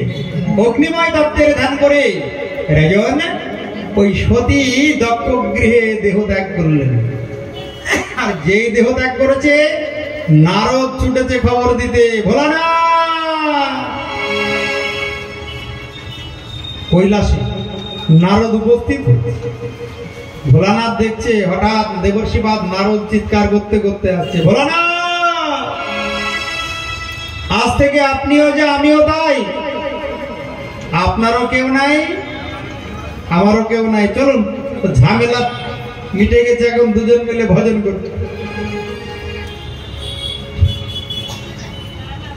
দুজন এক জায়গায় থাকলেই কথোপকথন হবে, দুটো কর্তা এক জায়গায় থাকলেই শব্দ হবে, দুটো হাত দিয়েই তালি বাজানো যাবে। কিন্তু হাত যদি একটা থাকে, করতাল যদি একটা থাকে, কোনো শব্দ হবে? চলুন আমরা নিশ্চিন্ত মনে ভজন করি। ভোলানাথ বুঝে গেলেন আমার কথা অমান্য করে সতী গিয়েছে পিতৃগৃহে, নিশ্চয়ই কোনো বিপদ হয়েছে। কি হয়েছে দেবর্ষিপাদ? নারদ বললেন, প্রভু আপনার কথা অমান্য করে ওই সতী পিতৃগৃহে আপনার নিন্দা সহ্য করতে না পেরে দেহ ত্যাগ করেছে। যেই শুনেছে ভোলানাথ দেহ ত্যাগ করেছে, সঙ্গে সঙ্গে ছুটলেন। ভোলানাথ ছুটে গিয়ে সতীর দেহটা স্কন্ধে তুলে নেওয়ার পূর্বে এক জটা চিড়ে নিচে ফেললেন। আর একটা বীরভদ্র নামে অসুরের জন্ম হলো। বীরভদ্র ছুটে গিয়ে দক্ষের মুন্ডটা ছিঁড়ে যজ্ঞকুণ্ডে সোহা করে দিলেন, ভৃগুর গোপদাড়ি ছিঁড়ে যজ্ঞকুণ্ডে সোহা করলেন, আর যজ্ঞকুণ্ড লন্ড ভন্ড করে ফেললেন। ভোলানাথ সতীর দেহটা স্কন্ধে তুলে নিয়ে উদ্দণ্ড নৃত্য করা শুরু করেছেন। ব্রহ্মাদি দেবতাগণ বললেন, প্রভু আপনি যদি এইভাবে নৃত্য করেন তাহলে তো প্রলয় হয়ে যাবে, জগতের জীবগণ সব শেষ হয়ে যাবে, আপনি নৃত্য বন্ধ করুন। ভোলানাথ তো নিত্য বন্ধ করে না। এইবার ভগবান বিষ্ণু সুদর্শন চক্র ছাড়লেন। সুদর্শন চক্রের দ্বারা ওই সতীর দেহটাকে 51টি টুকরো টুকরো করে ফেলল। ওই টুকরোগুলি যেখানে যেখানে পড়েছে সেখানে একটা করে শক্তিপীঠ তৈরি হয়েছে। ব্রহ্মাদি দেবতাগণের কথাই ভোলানাথ নিত্য বন্ধ করলেন। দেবতাগণ বললেন, প্রভু আপনি বৈষ্ণবদের মধ্যে সর্বশ্রেষ্ঠ বৈষ্ণব, বৈষ্ণবানাম যথা শম্ভু, তাহলে কি যজ্ঞ অসম্পূর্ণ থাকবে? ভোলানাথ বললেন, কি করে যজ্ঞ সম্পূর্ণ হবে? যজ্ঞের যে মুখ্য যজমান দক্ষ, তার তো দেহ আছে, মাথা নেই। তাহলে তোমরা এক কাজ করো, উত্তর দিকে রওনা দাও, উত্তর দিশায় গমন করো, যাকে প্রথমে দেখবে তার মাথাটা নিয়ে আসবে। এবার কয়েকজন উত্তর দিকে রওনা দিয়েছে। ভোর হতে না হতে একটা ছাগলের সঙ্গে দেখা হয়েছে। আর এই ছাগ মন্ডটা এনে যেই দক্ষের ঘরের সঙ্গে সংযোজন করেছে, আর দক্ষ এবার বম বম বম বম বম বম করে ভোলানাথের স্তুতি করা শুরু করেছে। বলো ভোলানাথ ভগবান কি। এইবার যজ্ঞ সম্পন্ন হলো। যজ্ঞে ভগবান প্রকট হলেন। ওম নমঃ শিবায়। সবাই ভোলানাথের স্তুতি করা শুরু করেছেন। ওম নমঃ শিবায়, ওম নমঃ শিবায়, হর হর ভোলে নমঃ শিবায়, নমঃ শিবায়। বলো ভোলানাথ ভগবান কি। নমঃ শিবায়, নমঃ শিবায়, নমঃ শিবায়, হর হর ভোলে নমঃ শিবায়, নমঃ শিবায়।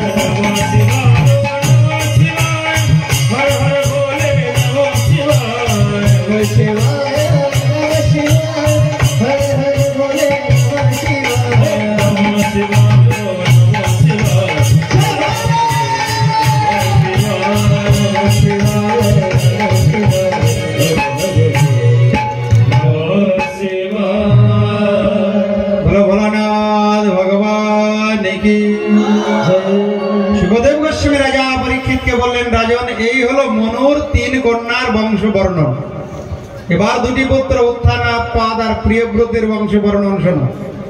হে রাজন, মনু মহারাজ প্রিয়ব্রতকে সংসার করতে বললেন। প্রিয়ব্রত বললেন, আমি বনে গিয়ে একটু তপস্যা করে আসি, তারপরে সংসার করব। দ্বিতীয় পুত্র উত্থানপাদ সংসার করলেন। তার দুটি পত্নী, সুরুচি আর সুনীতি। সুনীতির গর্ভ থেকে জন্ম নিল ধ্রুব, আর সুরুচির গর্ভ থেকে জন্ম নিল উত্তম। দুজনেই পুত্র সন্তানের মা হলেন। একদিন উত্থানপাদ সুরুচির পুত্র উত্তমকে কোলে নিয়ে সিংহাসনে বসে আছে, আর ধ্রুব গিয়ে বলে আমিও সিংহাসনে বসবো। সুরুচি বাধা দিলেন, চিন্তা করলেন যদি ধ্রুব পিতার কোলে সিংহাসনে বসে তাহলে ভবিষ্যতে যদি ধ্রুব রাজা হয়, আমার পুত্র তো উত্তম আর রাজা হতে পারবে না।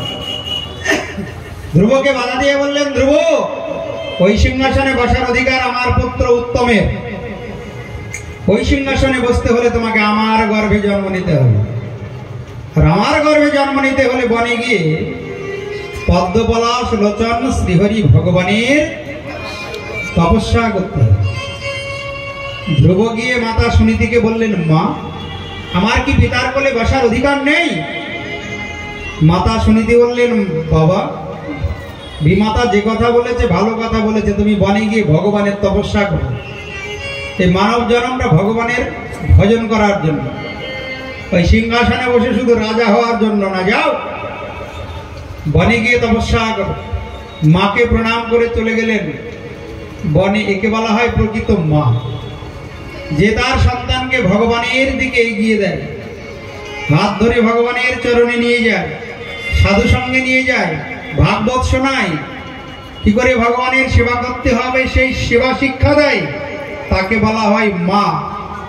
আর যারা সন্তানকে ভগবান থেকে দূরে সরিয়ে দেয় তারা হলো রাক্ষসী। ন মোচয়েত সমপ্রেত মৃত্যুম। এই মায়ার কারাগার থেকে যে মা তার সন্তানকে উদ্ধারের পথ দেখায় না, সে মা মা নয়, সে রাক্ষসী, সে পিতা পিতা নয়, সে হলো রাক্ষস। প্রেম সে বলো। মাতা সুনীতি বললেন, যাও ধ্রুব বনে গিয়ে তপস্যা করো। বনে চলে গেলেন। বনে গিয়ে বনে বনে ভ্রমণ করে আর ভগবানকে খোঁজে। পশু পাখি যাকে দেখে তাকেই বলে, তুমি কি আমার ভগবান? দেখা দাও। তুমি কি আমায় ভগবান? তুমি আমায় দেখা দাও। এইভাবে বনে বনে ভ্রমণ করে। ওদিকে লক্ষ্মী দেবী নারায়ণকে বলছে, প্রভু 5 বছরের বালক ধ্রুব বনে বনে তোমার জন্য ভ্রমণ করছে, তুমি তাকে দর্শন দেবে না? ভগবান বললেন, লক্ষ্মী কি করে দর্শন দেব? তার তো এখনো দীক্ষা হয়নি। আমি তো অদীক্ষিত কাউকে দর্শন দিতে পারি না। যার গুরুচরণ আশ্রয় না হয় সে আমায় যে দর্শন পায় না, সে আমার কৃপা থেকে বঞ্চিত হয়। আমাকে লাভ করতে হলে আগে গুরুচরণে শরণ নিতে হবে, তাকে দীক্ষা গ্রহণ করতে হবে, আশ্রয় নিতে হবে। আশ্রয় লইয়া ভজে তারে কৃষ্ণ নাহি ত্যাজে, আর সব মরে অকারণ। গুরুচরণ আশ্রয় না করলে কখনো ভগবানের কৃপা লাভ হবে না। লক্ষ্মী বললেন, প্রভু তাহলে তুমি একটা ব্যবস্থা কিছু করো। ভগবান নারদকে বললেন, দেবশ্রীপাদ যাও, আমার ভক্ত ওই 5 বছরের বালক ধ্রুব আমার জন্য বনে বনে ভ্রমণ করছে, তুমি তাকে কৃপা করো। নারদ গিয়ে বললেন, ধ্রুব এইভাবে ভগবানকে খুঁজলে পাওয়া যাবে না। ভগবানকে পেতে হলে একটা নিয়ম আছে। আদৌ গুরুপনাশ্রয়াস্তাস্মাৎ কৃষ্ণ দীক্ষাদি শিক্ষণম। আগে গুরুচরণ আশ্রয় করতে হবে। গুরুদেবের কৃপা হলে তবে ভগবানের কৃপা হবে। প্রেম সে বলো। ধ্রুব বললেন, আমি কোথায় গুরু খুঁজবো? তাহলে আপনি আমায় কৃপা করুন। দেবর্ষিবাদ নারদ কৃপা করে দ্বাদশাক্ষর গোপাল মন্ত্রে দীক্ষা দিলেন। বললেন, দেখো ধ্রুব, এই দীক্ষা মানে হলো ভগবানের সঙ্গে সম্বন্ধ। দিব্যম জ্ঞানম দদ্যাৎ কুর্যাৎ পাপস্য সংশয়ম। গুরুদেব যেদিন দীক্ষা দেন সেদিনই দিব্য জ্ঞান প্রদান করেন আর পাপ নষ্ট করে দেন। একে দীক্ষা বলা হয়। তুমি যমুনায় স্নান করে ত্রিসন্ধ্যা এই মন্ত্র জপ করবে, ওম নমো ভগবতে বাসুদেবায়। তত্তাৎ গচ্ছম ভদ্রম তে যমুনায়াস্তটম শুচি পুণ্যম মধুবনম যত্র সন্নিধ্যম নিত্যদা হরি। তুমি ত্রিসন্ধ্যা যমুনার জলে স্নান করবে আর এই মন্ত্র জপ করবে, ওম নমো ভগবতে বাসুদেবায়, ওম নমো ভগবতে বাসুদেবায়। সবাই বলবেন। এই মন্ত্র উচ্চারণ করলে আত্মকল্যাণ হয়ে যাবে। ওম নমো ভগবতে বাসুদেবায়, ওম নমো ভগবতে বাসুদেবায়। বাসুদেবায় নন্দনন্দনায়, বাসুদেবায় নন্দনন্দনায়, বাসুদেবায় দেবকী নন্দনায়, বাসুদেবায় দেবকী নন্দনায়। ওম নমো ভগবতে বাসুদেবায়। ওম নমো ভগবতে বাসুদেবায়। হরি বল।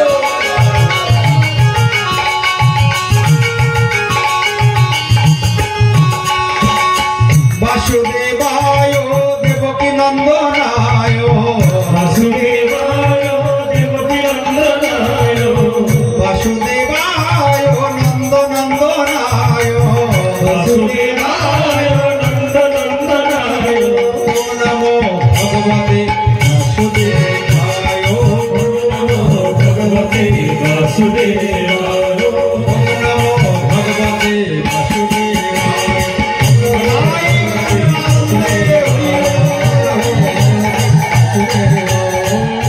ভগবতে বাসুদেবায়।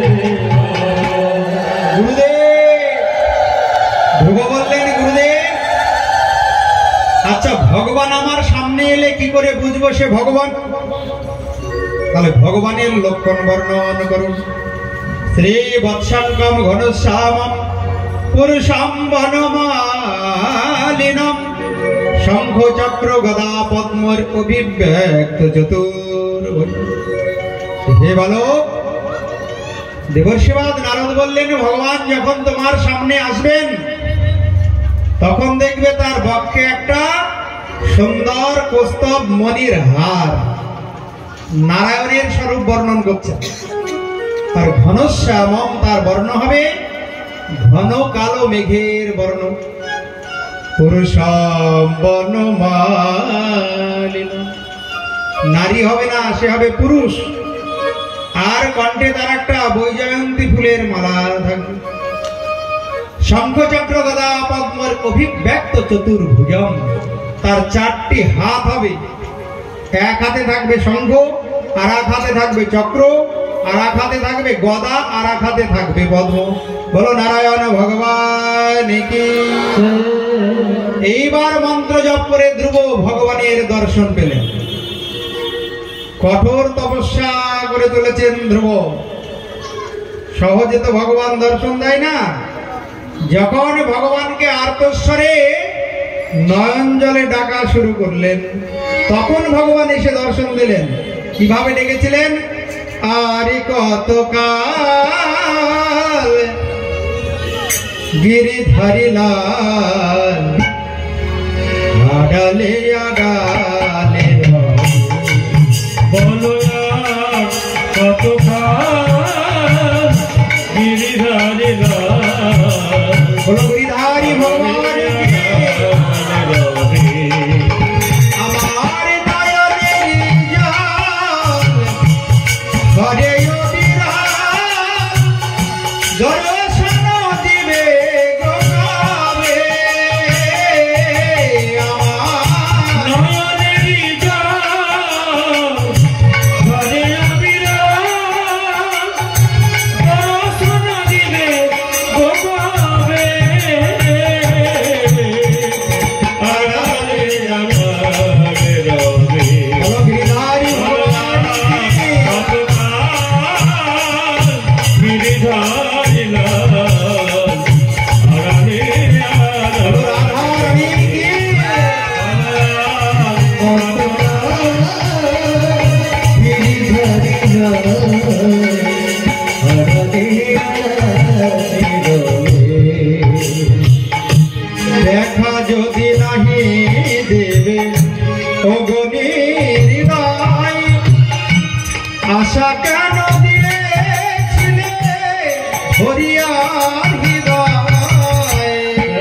যদি নাই রে তবু নির্দয় আশা কেন দিয়েছিলে ভরিলা হৃদয় ভুবের প্রাণে তোমার কামনা, ভুবের প্রাণে তোমার কামনা সবে কি গো বিফল যাবে, পরমারে আলাদে রবে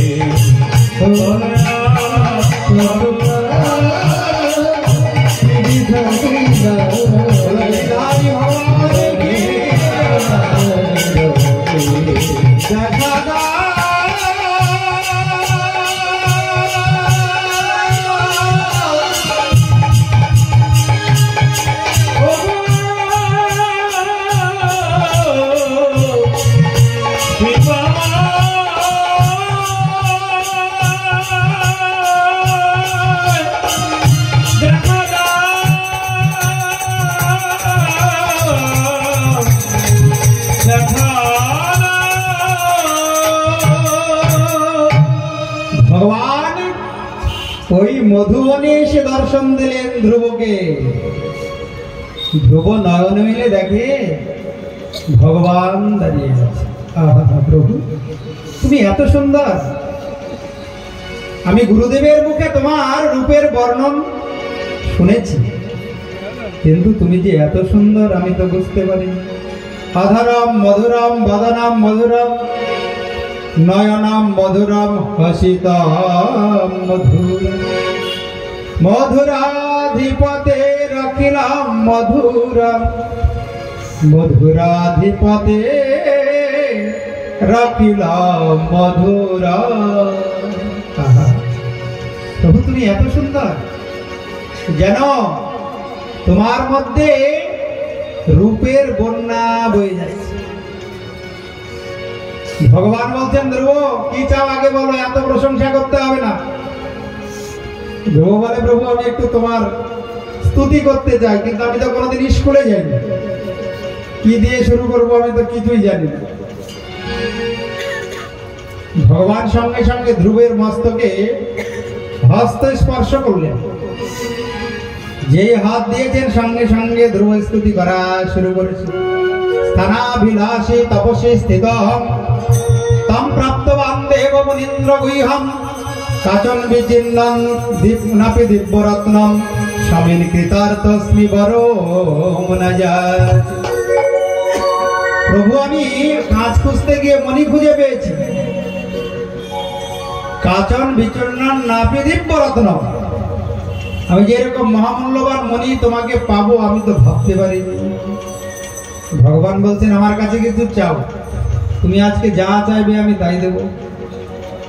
ধ্রুব বললেন প্রভু দেবে তো? ভগবান বলছে তাড়াতাড়ি করো। ধ্রুব বললেন শোনো প্রভু, ভক্তিম মোহ প্রবাহতম তৈমে প্রসঙ্গ ভূয়াদ অনন্ত মহতম কমলাশয়া। কেন এটা চাইছো কেন? অন্য কিছু চাইতে পারছো না? বলছে না আমার কিছু দরকার নেই, যদি দিতে হয় তুমি আমাকে জীবনে ভক্ত সঙ্গ দিও, সাধু সঙ্গ দিও। ভগবান বললেন কেন ধ্রুব, ভক্ত সঙ্গ সাধু সঙ্গ লাভ হলে কি হবে? ধ্রুব বলছেন প্রভু যদি তোমার ভক্ত সঙ্গ পাই, তোমার ভক্ত মুখে সাধু মুখে অপ্রাকৃত নামরূপ গুণ লীলা কথা শ্রবণ করে অনায়াসে এই মায়ার কারাগার সংসার থেকে উদ্ধার হয়ে আমি তোমার ধাম গোলক বৃন্দাবনে চলে যাব। তাই যদি দিতে হয় তুমি আমায় ভক্ত সঙ্গ। ভক্তি মোহ প্রবাহতম তৈমে প্রসঙ্গ ভূয়াদ অনন্ত মহতম অমলাশয়ানম যেন অঞ্জসা উল্লরম উরু ব্যসনম ভবাবধিম নিঃশে ভবদ গুণকথা মৃতপানমত্ত। তোমার নাম গুণ কীর্তন শ্রবণ করে আমি আনন্দে মত্ত হয়ে তোমার ধামগুলো বৃন্দাবন। ভগবান ধ্রুবকে বললেন যাও আগে সংসার করো। বলে প্রভু আমি যদি সংসারে গিয়ে ভুলে যাই তোমাকে? বলে ভুলবে না, আমার দর্শন পেয়ে গেলে আর ভয় নেই। যতদিন এই জগতে আমার দর্শন কেউ না পায় ততদিনই ভয় থাকে, মায়া তাকে বশীভূত করতে পারে। আর আমার দর্শন যদি জীবনে কেউ একবার পায় তাহলে তার আর কোনো ভয় থাকে না। জনম সফলতার কৃষ্ণ দর্শন যার ভাগ্যে হইয়াছে একবার। যদি একবার জীবনে কৃষ্ণ দর্শন হয়ে যায় তাহলে মায়া তাকে আর কিছু করতে পারে না। মায়াধীশ ভগবানের দর্শনের এমনই মহিমা। ধ্রুব ভগবানকে প্রণাম করে চলে গেলেন। 36,000 বৎসর রাজত্ব করেছেন। একদিন দেখেন একজন ঘোরাফেরা করছে, বলে তুমি কে? বলে আমি হলাম মৃত্যু, তোমাকে নিতে এসেছি। ধ্রুব বললেন ঠিক আছে আমাকে নিয়ে চলো, তোমার জন্য আমি বিমানে এনেছি। ধ্রুব ভগবান তোমায় কৃপা করে বিমান পাঠিয়েছেন নিয়ে যাওয়ার জন্য। তোমার জন্য ভগবান একটি লোক সৃষ্টি করেছেন, তার নাম ধ্রুবলোক। এই বিমানে করে তোমায় যেতে হবে। তবে শোনো, বিমানে উঠতে গেলে তো একটা সিঁড়ি চাই। আমার মাথার উপরে চরণ রেখে তুমি বিমানে উঠো। মৃত্যুর মস্তকে পদাঘাত করে ধ্রুব বিমানে উঠে চলে গেলেন ধ্রুবলোকে। বলো ধ্রুবজি মহারাজ কি মায়ের কথা মনে হয়েছিল। ভগবান বলে দিলেন ওই যে তোমার মা দেখো সামনে, তোমার মা সামনের বিমানে বসে মাকে নিয়ে চলে গেল। ওই জন্য সন্তান যদি ভক্ত বৈষ্ণব হয় পিতামাতার কোনো চিন্তা নেই, পিতামাতা এমনি উদ্ধার হয়ে যাবে। প্রেম সে বলো। ডাক্তার ইঞ্জিনিয়ার ব্যারিস্টার হলে আরো নরকে পাঠিয়ে দেবে আর বৃদ্ধাশ্রমে রেখে দেবে। কিন্তু ভক্ত বৈষ্ণব যদি হয়, পুত্র হোক আর কন্যা হোক, শুধু পিতামাতা একা নাই। কুলম পবিত্রমে জননী কৃতার্থা বসুন্ধরা চ বসতি ধন্যা নিত্যন্তি স্বর্গে পিতর পিতেশাম যেসাম কুলে বৈষ্ণব নামধে। একটা সন্তান ভক্ত বৈষ্ণব হলে পিতার আগের 7 পুরুষ, পরের 7 পুরুষ আর মাতৃকুলের 7 পুরুষ, 21টা কুল উদ্ধার হয়ে যায়। তাই ধ্রুব নিজ মাতার সঙ্গে চলে গেলেন ধ্রুবলোকে। এদিকে মনু মহারাজ চিন্তা করলেন আর একটা সন্তান বনে গিয়েছে, তপস্যা করছে, তার নাম প্রিয়ব্রত। আমি তো চলেই যাব, তাকে সংসার করে যাই, বিবাহ দিয়ে যাই। বিবাহ দিলেন, পত্নীর নাম হলো বর্হিষ্মতি। এবার এক এক করে সন্তানের জন্ম। প্রথম সন্তান হলো অগ্নিদ্র। ওই বংশে জন্ম নিল নাভি, নাভির পুত্র ঋষভ, আর ওই ঋষভ দেবের পুত্র ভরত, যার নামানুসারে আমাদের দেশের নাম হয়েছে ভারতবর্ষ। আমাদের দেশের আগে কি নাম ছিল? অজনভবর্ষ। ভরতের নাম অনুসারে আমাদের দেশের নাম হয়েছে ভারতবর্ষ। বলো ভরতজি মহারাজ কি, বলো ঋষভ ভগবান কি। ওই ঋষভদেব সংসার করেছিলেন, 100টা সন্তান হয়েছিল।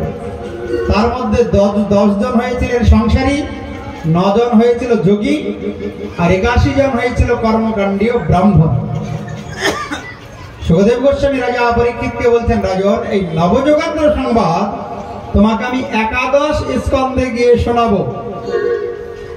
ঋষভদেবের জ্যেষ্ঠ পুত্র ভরত, তার কথা শোনো। এখন চিন্তা করলো সংসারে ভজন করা যায় না, সংসার ত্যাগ করে ওই গণ্ডকী নদীর তটে কুটির নির্মাণ করে ভজন করা শুরু করলো। হঠাৎ একদিন হরিণের মায়ায় পড়ে মৃত্যুর পরে তার হরিণ জন্ম হলো। চিন্তা করে হায় হায়, আমি কেন হরিণের উপরে মায়া করতে গেলাম? যদি আর কোনোদিন জন্ম হয় তাহলে কাউকে আর ভালোবাসবো না, তাই ভগবানকে ভালোবাস। এখানে একটা শিক্ষা আছে, এই সংসারটা এমনই মায়ার জাল, তো দেখতে দেখতে একজনের প্রতি আরেকজনের আসক্তি বেড়ে যায়। যত আসক্তি বাড়বে তত কিন্তু নরকের রাস্তাটা পরিষ্কার হবে। পতিব্রতা রমণী স্ত্রী দেখা যাবে স্বামীকে খুব ভালোবাসে, মৃত্যুর সময় যদি স্বামীর কথা মনে করে আর ভগবানের ধামে যেতে পারবে, ওই রকম পুরুষ জন্ম লাভ হবে। আর স্বামী দেবতা যদি আবার পত্নীর কথা চিন্তা করে ননির মার কি হবে, পরের বার নারী জন্ম লাভ হবে, ভগবানের ধামে আর যেতে পারবে না। ওই জন্য ভগবানের ধামে যেতে হলে এই একটা মন দিয়ে এক কৃষ্ণকেই ভালোবাসতে হবে। প্রেম সে বলো। কিন্তু কথা হলো এক ছাদের তলায় 50 বছর, তাহলে কি যাবার সময় মনে পড়বে না? ঠিক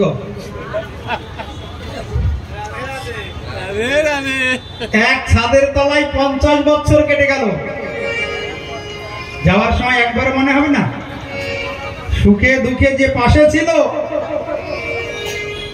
তার কথা কি মনে হবে না? ওই জন্য সংসারে থেকে ভগবানকে পাওয়া বড় কঠিন। প্রেম সে বলো। পঞ্চনী আশ্রয় না করলে ভগবত প্রাপ্তি হয় না। নির্জন, নিঃসঙ্গ, নিরুদ্বেগ, নিরভিমান আর নিরহংকার না হলে ভগবানকে পাওয়া যাবে। নির্জন, জনমানব শূন্য স্থানে ভজন করতে হবে।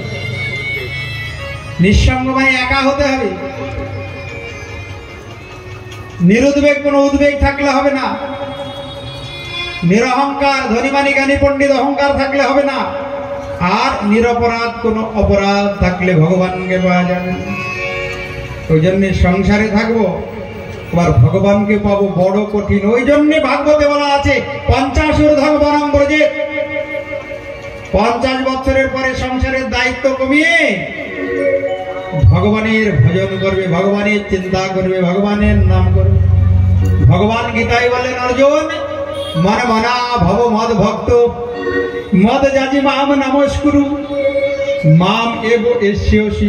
তুমি আমাকেই পাবে, তাহলে মনটা আমাকে দাও আর আমার ভক্ত হও, আমারই পূজা করো, আমাকেই ভালোবাসো। মা মেয়ে বোঝে প্রপদ্যন্তে মায়া মেয়ে তম তরন্তি। একটা মন যদি তুমি অন্য কাউকে দিয়েছো ভগবান ছাড়া, তাহলেই কিন্তু গল্প হয়ে গেল। প্রেম সে বলো। এটাই হলো শ্রীমদ ভাগবতের কথা। শ্রীমদ ভাগবত এই শিক্ষায় দিচ্ছেন, একটা মন দিয়ে একজনকে ভালোবাসবে, সেই একজনই হলো ভগবান শ্রীকৃষ্ণ। কৃষ্ণ বিনা থাকলে আপন, ছিন্ন ভিন্ন তার জীবন। ওই জন্য যত তাড়াতাড়ি আপদ বিদায় হবে তত লাভ। কথাটা শুনতে খারাপ লাগছে। এক সাধুর কাছে নব দম্পতি গিয়েছে আশীর্বাদ নিতে। মন দিয়ে শোনো, নব দম্পতি মানে বোঝো তো? কি বলো? যাদের নতুন বিয়ে হয়েছে। তো তারা শুনেছে পাশে আশ্রমে এক সাধু থাকে, তো পত্নীকে নিয়ে গিয়েছে আশীর্বাদ নিতে। সাধুকে যেই প্রণাম করেছে, সাধু দূর থেকে লক্ষ্য করেছে একজন শুধু আর একজনকে দেখছে। দেখতে দেখতে এগিয়ে আসছে, মানে অত্যাসক্তি হয়েছে দুজনের মধ্যে বিবাহ হওয়ার সঙ্গে সঙ্গে। তো সাধু চিন্তা করছে, হায় হায়, এদের তো দুটো জীবনই নষ্ট হয়ে যাবে গো। হ্যাঁ, একজনের প্রতি আর একজনের অত্যাসক্তি জন্মিয়েছে। এবার যেই প্রণাম করেছে, প্রণাম করে বলছে, সাধু বাবা আপনি কৃপা করুন, আমরা যেন সুখে থাকি। সাধু বলেছে, হ্যাঁ কৃপা করলাম, তোদের দুজনের জন্য মধ্যে যেন একজন মারা যায়। আপনি এই কথা কেন বললেন? সাধু বলছে, আমি ভুল বলিনি। ওই যে বললি না যে সুখে যেন থাকি। সুখ পেতে হলে একমাত্র ভগবানের চিন্তা করতে হবে, ভগবানের ভজন করতে হবে। এই সংসারে সুখ পাওয়া যাবে না। প্রকৃত সুখ এই সংসারে নাই। একজন যদি বিয়োগ হয়, আর একজনের বিরহে আর একজন ভগবানের ভক্ত হবে, আর একজনের চিন্তায় আর একজনের কি হবে? ভগবানের কথা মানে হবে। জীবনে দুঃখ না আসলে সহজে কেউ ভগবানের ভক্ত হয় না। প্রেম সে বলো। আর যখনই জীবনে দুঃখ বিপদ আসবে, সব ভুলে গোবিন্দ চরণে শরণ নিয়ে বলবে, প্রভু তুমি ছাড়া জগতে আমার আপন কেউ না। মনটা যদি ছড়িয়ে যায় স্ত্রী, পুত্র, ভাই, বন্ধু, আত্মীয় স্বজনের প্রতি, রামকৃষ্ণ দেব বলছেন মন হলো শস্যের পুটুলি। ওই একবার সংসার ক্ষেত্রে ছড়িয়ে গেলে ওকে কুড়িয়ে আর গোবিন্দ চরণে দেওয়া যায় না। প্রেম সে বলো। ওই জন্য ভগবানকে পেতে হলে এক মন দিয়ে একটা চিন্তাই করতে হবে। এ জন্মে হোক লক্ষ জন্মে পরে হোক, তবে তুমি ভগবানকে পাবে। ওই জন্য মহাপ্রভু কলিযুগে এসে বললেন, কোনো চিন্তা করো না, ওই হরি নামটা হাতে নাও আর ওই মন্ত্রটা জপ করতে থাকো। হরে কৃষ্ণ কৃষ্ণ কৃষ্ণ হরে হরে, হরে রাম রাম রাম হরে হরে হরে। পরের বার আবার মানব জন্ম হলো ভরতে, ওই জন্মে নাম হলো জড় ভরত। ওই জন্মে ভগবানের নাম গুণ কীর্তন করে ভগবান গেলাম। ভগবানের নাম ছাড়া কলিযুগে ভগবানকে পাওয়ার কোনো উপায় নাই। পরীক্ষিত প্রশ্ন করলেন, গুরুদেব আচ্ছা যারা পাপ করে তারা কোথায় যায়? বলে যারা পাপ করে তারা নরকে যায়। আচ্ছা নরকটা কোথায়? তো সুখদেব গোস্বামী বলছে, মন দিয়ে শোনো, নরকের বর্ণন শুনবে পরীক্ষিত? তাহলে মন দিয়ে শোনো। ত্রিজগতের অন্তরালে দক্ষিণ দিকে ভূমির অধোভাগে জলের উপরে নরকের স্থান। এই অধোভাগে, উপরে না কিন্তু নরক। এখান থেকে ৯৯,০০০ যোজন দূরত্ব, ১ যোজন সমান ৪ ক্রোশ।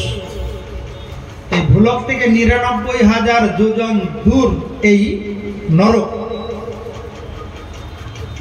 যমদূত যারা পাপী তাদেরকে নিয়ে ওই নরকে ডোবায়। হে রাজন, এই নরক আছে ২৮ প্রকার। যারা ভগবানের ভজন করে না, নাম করে না, কথা শোনে না, তাদেরকে এই দেহান্তে নরক যন্ত্রণা ভোগ করতে হয়। নরকগুলোর নাম শোনো।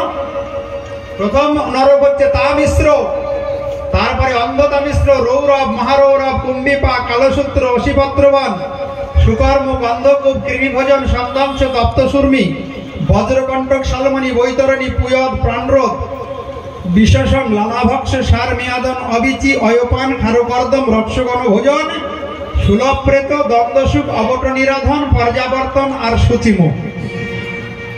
এই ২৮ প্রকার নরকের নাম শুনলেও পাপ নষ্ট হয়ে যায়। প্রেম সে বলো আরো জোরে, আরো জোরে। এই প্রথমে ভোল্টেজটা খুব কম। কি খিদে পেয়ে গেছে নাকি? এই তো হয়ে গেল, তৃতীয় দিবসের কথার এক্ষুনি বিশ্রাম হয়ে যাবে। একদম শেষে চলে এসেছে কথা। কষ্ট হচ্ছে না তো? নাকি এখনই রেখে দেবো? থাকবো না তো? ঠিক আছে, লাস্টে কিন্তু ভজন গান আছে। কয়েকজন মা বলেছে একটু নাচাবেন, আপনি বলেছেন না নাচলে পারে পরের জন্মে গাছপালা হয়ে জন্ম নিতে হবে। ভগবান দুটো পা যখন দিয়েছে তার গুণ কীর্তনে নাচবো, যাতে পরের বার গাছপালা না হতে হয়। গাছপালা হয়ে রোদে ঝড়ে জলে কষ্ট পাবো নাকি? দরকার নেই। একটু নৃত্য করলে যদি মানব জন্ম হয় তাহলে জোরে জোরে নাচবো, আবার ক্যামেরায় রেকর্ডিং হবে, সারা বিশ্বের লোক দেখবে, বুঝলে? ওই জন্য কেউ নৃত্য করতে ভুল করবে না। প্রেম সে বলো। সুখদেব গোস্বামী রাজা পরীক্ষিতকে বললেন, রাজন দেখো, কোন ব্যক্তি যদি অন্যের ধন, পুত্র, নারী হরণ করে, তাকে তামিশ্র নরকে গিয়ে নরক যন্ত্রণা ভোগ করতে হয়। ওই জন্য জগতে কখনো কাউকে ফাঁকি দিতে নাই, জগতে কখনো ঋণী থাকতে নাই। মন দিয়ে শোনো মা, প্রত্যেক দিন রাত্রিবেলায় চিন্তা করতে হবে আমি কার কার কাছে ঋণী আছি, আমি কার কার কাছে জগতে ঋণী। আমাকে ঋণ মুক্ত হয়ে যেতে হবে। কখন নিঃশ্বাসটা বন্ধ হবে তার কোনো ঠিক নাই। জন্য কখনো কাউরি কাছে ঋণী থাকতে নেই। এই জগতে আমরা কার কাছে সবচাইতে বড় ঋণী জানো? ভগবানের কাছে। একটু লাইট জ্বালালে ইলেকট্রিক বিল দিতে হয়, একটু পাখা চালালে ইলেকট্রিক বিল জমা দিতে হয়। আর যে ভগবান এত আলো বাতাস জল দান করে, তার জন্য আমরা তাকে কি দান করি বলো? সেই ঋণ থেকে মুক্ত হতে গেলে ভক্ত সেবায় এরকম দান করতে হবে। ভগবানের মন্দির নির্মাণে দান করতে হবে। আর যারা তীর্থ ভ্রমণে যেতে পারে না, বৃন্দাবনে যেতে পারে না, তাদেরকে সহযোগিতা করতে হবে। তাহলে পারে তুমি ঋণ থেকে মুক্ত হয়ে যাবে। আর উপায় হচ্ছে ভগবানের নাম। ভগবানের নাম বললে তুমি ঋণ থেকে মুক্ত হবে। দ্বিতীয় নরক হচ্ছে অন্ধতা মিশ্র, তৃতীয় নরক হচ্ছে রৌরব। যে ব্যক্তি এই শরীরকে আমার মনে করে তাকে রৌরব নামক নরকে নরক যন্ত্রণা ভোগ করতে হবে। এই শরীরটা আমি নই, এ হলো খাঁচা। যে ব্যক্তি অন্য জীবকে হিংসা করে দেহ পোষণ করে অর্থাৎ জীব হত্যা করে তাকে মহারৌরব নামক নরকে গিয়ে নরক যন্ত্রণা ভোগ করতে হবে। তুমি এই জন্মে যাকে খাবে সে আবার পরের জন্মে তোমাকে খাবে। ওই জন্য কখনো জীব হত্যা করতে নাই, ভগবানের প্রসাদ ছাড়া মানব জন্মে অন্য কোনো কিছু খেতে নাই। তুমি একটা মরাকে শ্মশানে পুড়িয়ে ভালো করে বাড়িতে এসে স্নান করছো, গঙ্গা জল মাথায় দিয়ে শুদ্ধ পবিত্র হচ্ছ, আর একটা মরা তুমি বাজার থেকে ব্যাগে করে কিনে এনে খাচ্ছ।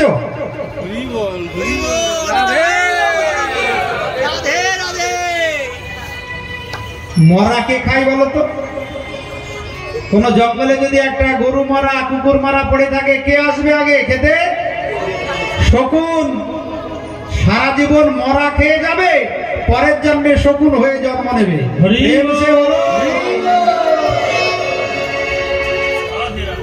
ওই জন্যে ভগবানকে যেটা না দেওয়া যায় মানব জন্মে সেটা খেতে নাই। মানুষের আহার ভগবানের নিবেদিত প্রসাদ। গীতায় ভগবান বলেছেন, অর্জুন যে আমায় না দিয়ে খায় সে গ্রাসে গ্রাসে পাপই ভক্ষণ করে। যত গ্রাস খাবার খাবে তত গ্রাস পাপ তার ভেতরে ঢুকবে। আর আমায় নিবেদন করে যদি প্রসাদ সেবা করে তার সমস্ত দুঃখের অবসান হবে। প্রসাদ সর্ব দুঃখানাম হানিরস্য উপজায়। মনে থাকবে, আর বেশি বলবো না। এখানে নরকে যায় কারা? সুখদেব গোস্বামী বলছেন, রাজা পরীক্ষিত মন দিয়ে শোনো, যারা অন্য জীবকে হত্যা করে হিংসা করে তারা মহারৌরব নামক নরকে গিয়ে নরক যন্ত্রণা ভোগ করে। কেন নিরামিষকে ভগবানের প্রসাদকে বাঁচা যাবে না? কি মরে যাবে নাকি? না দুর্বল হয়ে যাবে। আমরা দুর্বল হয়ে গেছি। আচ্ছা দুর্বল হলে 4 ঘন্টা এরকম বক বক করছি কি করে বলুন? অনেকে বলে প্রভু আপনারা তো গুসাই লোক, ওই ঘি দুধ ফলমূল খান ভক্তের বাড়ি, আমরা কি আর কিনে খাইতে পারবো? এগুলো সব অজুহাত। এরকম বলে আমরা কি আর কিনে খাইতে পারবো? আর একটা কারণ আছে, আপনি কি বুঝবেন? আপনি আশ্রম করছেন, আপনার কে বাচ্চা কাচ্চা আছে? আমি যদি নিরামিষ খাই, বাচ্চা তো মাছ খাওয়ার জন্য কান্না করবো, তখন কি হবে? মানে অজুহাতের আর শেষ নাই। হ্যাঁ, ডান হাত বাম হাত, আর একটা হলো অজুহাত। এই অজুহাত দেখাবে, শেষে তোমাকে নরকে গিয়ে নরক যন্ত্রণা ভোগ করতে হবে। প্রেম সে বলো।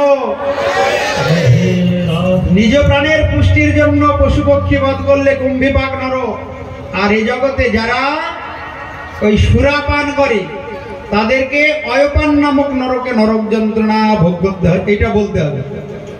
সুরাপান মানে বোঝো তো? সুরাপান মানে কি? মদ্যপান। এখন নাকি ওটা সমাজের স্ট্যাটাস। আমার সঙ্গে একজন বৃন্দাবনে গিয়েছিল, বুঝলেন? সে বলছে, জানেন প্রভু আমি 1 লাখ টাকা দামের মদ খেয়েছি।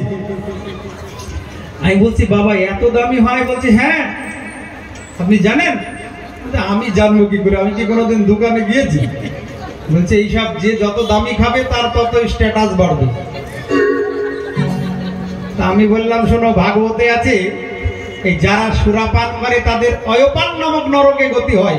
অয়পান মানে ওই জমদূত নিয়ে গিয়ে পুঁজ রক্তের কুণ্ডের মধ্যে ফেলে দেবে, ওখানে শুধু পুঁজ আর রক্ত আছে। এইবার জমদূত বলবে ওগুলা খাও। ওখানে মদ খেয়ে এসেছো, সুরাপান করেছো, এবার পুঁজ রক্তের কুণ্ডে ওই পুঁজ রক্তকে শাস্তি ভোগ করো। প্রেম সে বলো। ওই জন্য কখনো ওগুলি খেতে নাই, কোনো নেশা করতে নাই।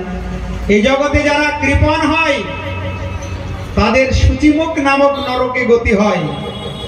হে রাজন, ধন সম্পদ আছে, ভগবানের সেবা করার মতো, ভক্ত সেবার মতো সামর্থ্য আছে, তা সত্ত্বেও যারা ভক্ত সেবা করে না, ভগবানের সেবায় দান করে না, দেহান্তে তাদেরকে সূচিমুখ নামক নরকে গিয়ে নরক যন্ত্রণা ভোগ করতে।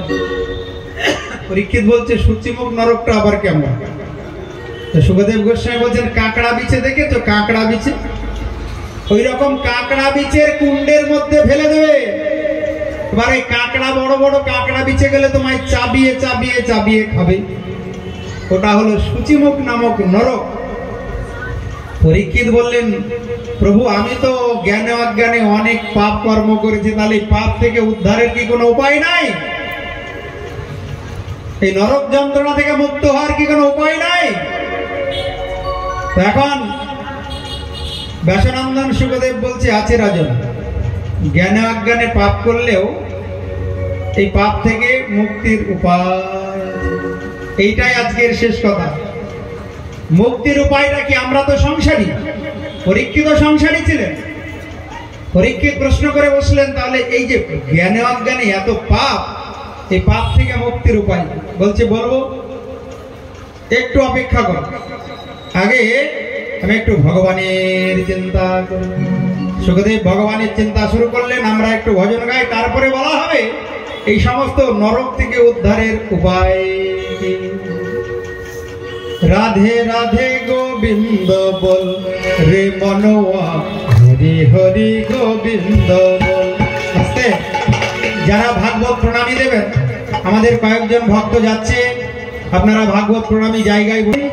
ভগবান গীতায় বলেছেন জন্ম লীলা কথা যে শ্রবণ করে তার আর পুনর্জন্ম হয় না, সে আমার চরণে আশ্রয় পায়। ওই জন্য আগামী দিন ভগবানের পছন্দের রঙের কাপড় পরে আসবেন। ভগবানের পছন্দের রং হলো হলুদ, হলুদ কাপড় পরে আসতে হবে। আর খালি হাতে আসা যাবে না, খালি হাতে আসা যাবে না। ভগবানের জন্য লজেন্স, বিস্কুট, মাখন, খেলনা এইগুলি নিয়ে আসবেন। আগামী দিন ভগবানকে দান করলে ভগবান 1000 গুণ ফিরিয়ে দেবেন। আগামী দিন বিশেষ দিন, আপনারা সবাই সুন্দরভাবে সুসজ্জিত হয়ে উপহার নিয়ে আসবেন ভগবানের জন্ম লীলা কথা শ্রবণ করতে। ভগবানের জন্ম লীলা কথা শ্রবণ করলে দুর্লভ মানব জন্ম ধন্য হয়ে যায়। তাই হরি হরি গোবিন্দ বল রে মনোয়া, হরি হরি গোবিন্দ বল। কেউ দাঁড়াবেন না। হরি হরি গোবিন্দ বল রে মনোয়া, হরি হরি গোবিন্দ বল। মুরলী মনোহর কৃষ্ণ কন্হৈয়া, হরি মনোহর কৃষ্ণ কন্হৈয়া, মুরলী মনোহর কৃষ্ণ কন্হৈয়া, হরি মনোহর কৃষ্ণ কন্হৈয়া। বংশী বাজাইয়া তু বল রে মনোয়া, হরি হরি হরি হরি গোবিন্দ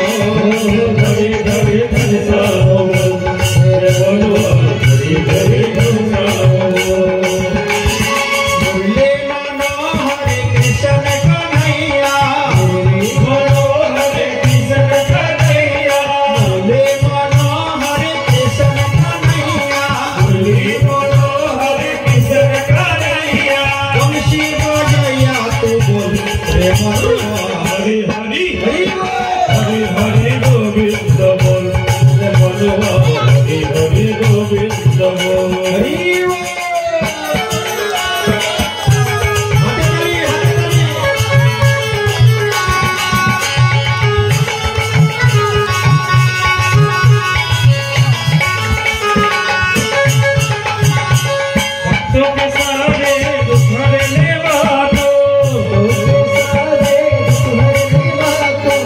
सारे जगत का है रखवाला ये जगत का ओ जसोदा नंदन गिरधर गोपाला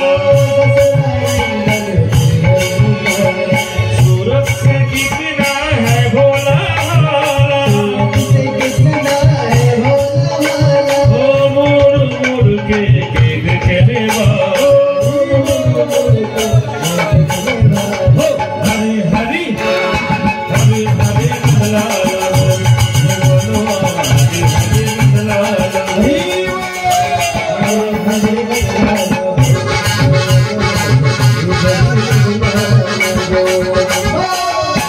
बोलो हरे कृष्ण कन्हैया बोलो हरे कृष्ण कन्हैया शिव जया तो बोले बोलो हरि हरि गोविंद बोलो हरि हरि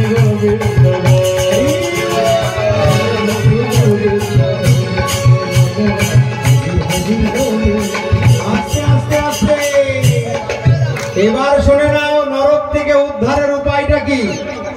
সুখদেব গোস্বামী রাজা পরীক্ষিতকে বলছেন, রাজন, যত বড়ই পাপ অপরাধ হোক না কেন, কেউ যদি নামের স্মরণ নেয়, হরিনাম করে, কৃষ্ণ নাম করে এবং দুবাহু তুলে নৃত্য করে, তাহলে সে সমস্ত পাপ থেকে মুক্ত হয়ে যায়।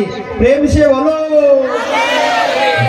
ওই জন্য যারা পাপ থেকে মুক্ত হতে চাও আর যারা গাছপালা না হয়ে পরের জন্মে আবার মানব জন্ম লাভ করতে চাও, সবাই কিন্তু নৃত্য করবে।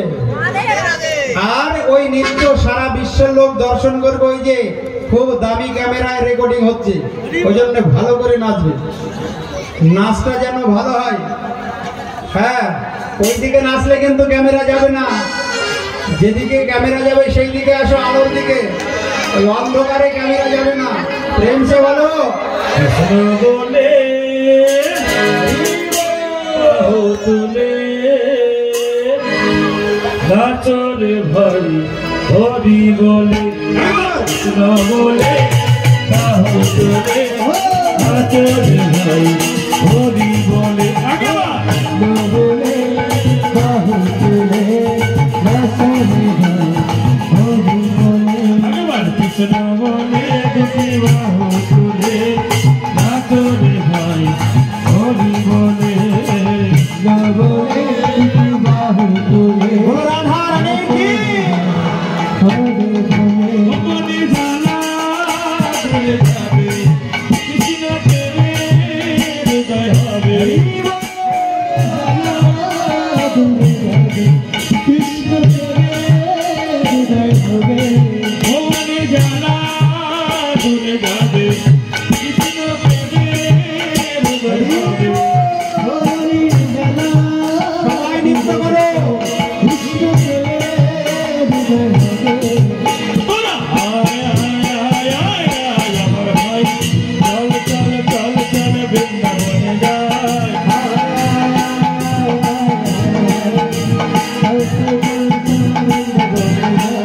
बाहु तुले हरि बोले चलो चलो वृंदावने कृष्ण बोले बाहु तुले हरि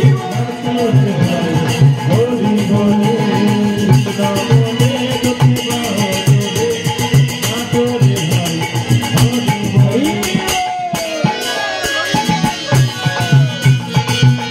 হাত ধরে ধরে, হাত ধরে ধরে।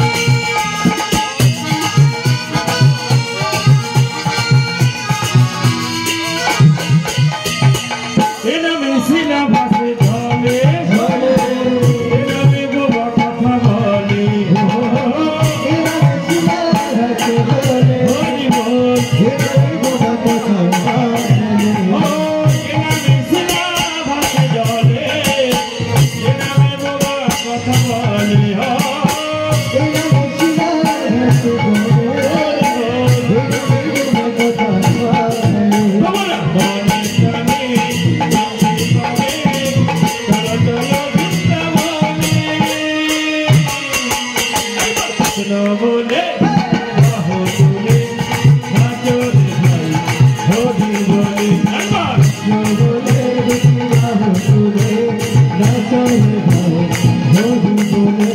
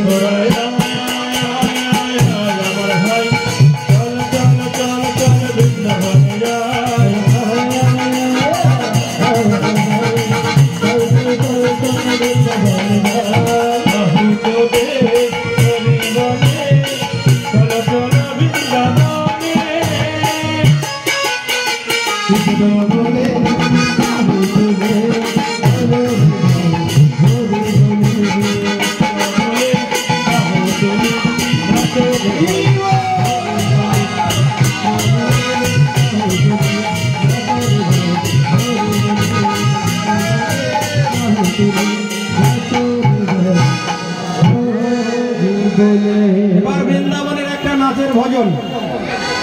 হ্যাঁ, সবাই নাচবে। বৃন্দাবনে ফুল ফুটেছে লাল গোলাপ আর সাদা, কোন ফুলেতে কৃষ্ণ আছে কোন ফুলেতে রাধা। বৃন্দাবনে ফুল ফুটেছে লাল গোলাপ আর সাদা, কোন ফুলেতে কৃষ্ণ আছে কোন ফুলেতে রাধা। বৃন্দাবনে ফুল ফুটেছে লাল গোলাপ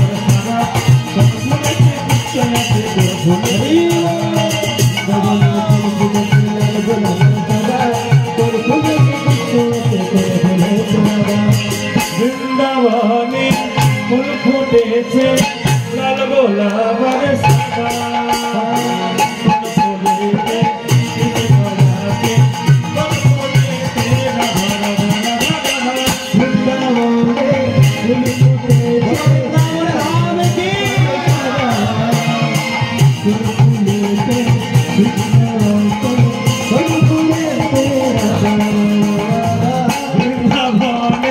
ফুল ফুটেছে লাল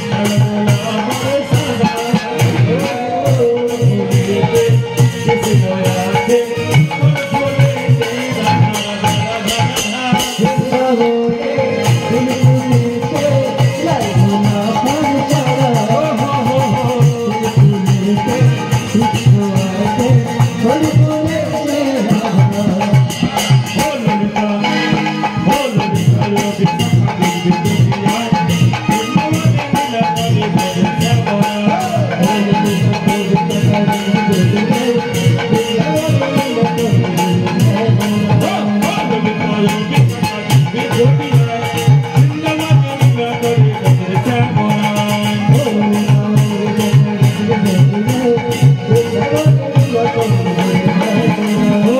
বৃন্দাবনে ফুল ফুটেছে লাল গোলাপ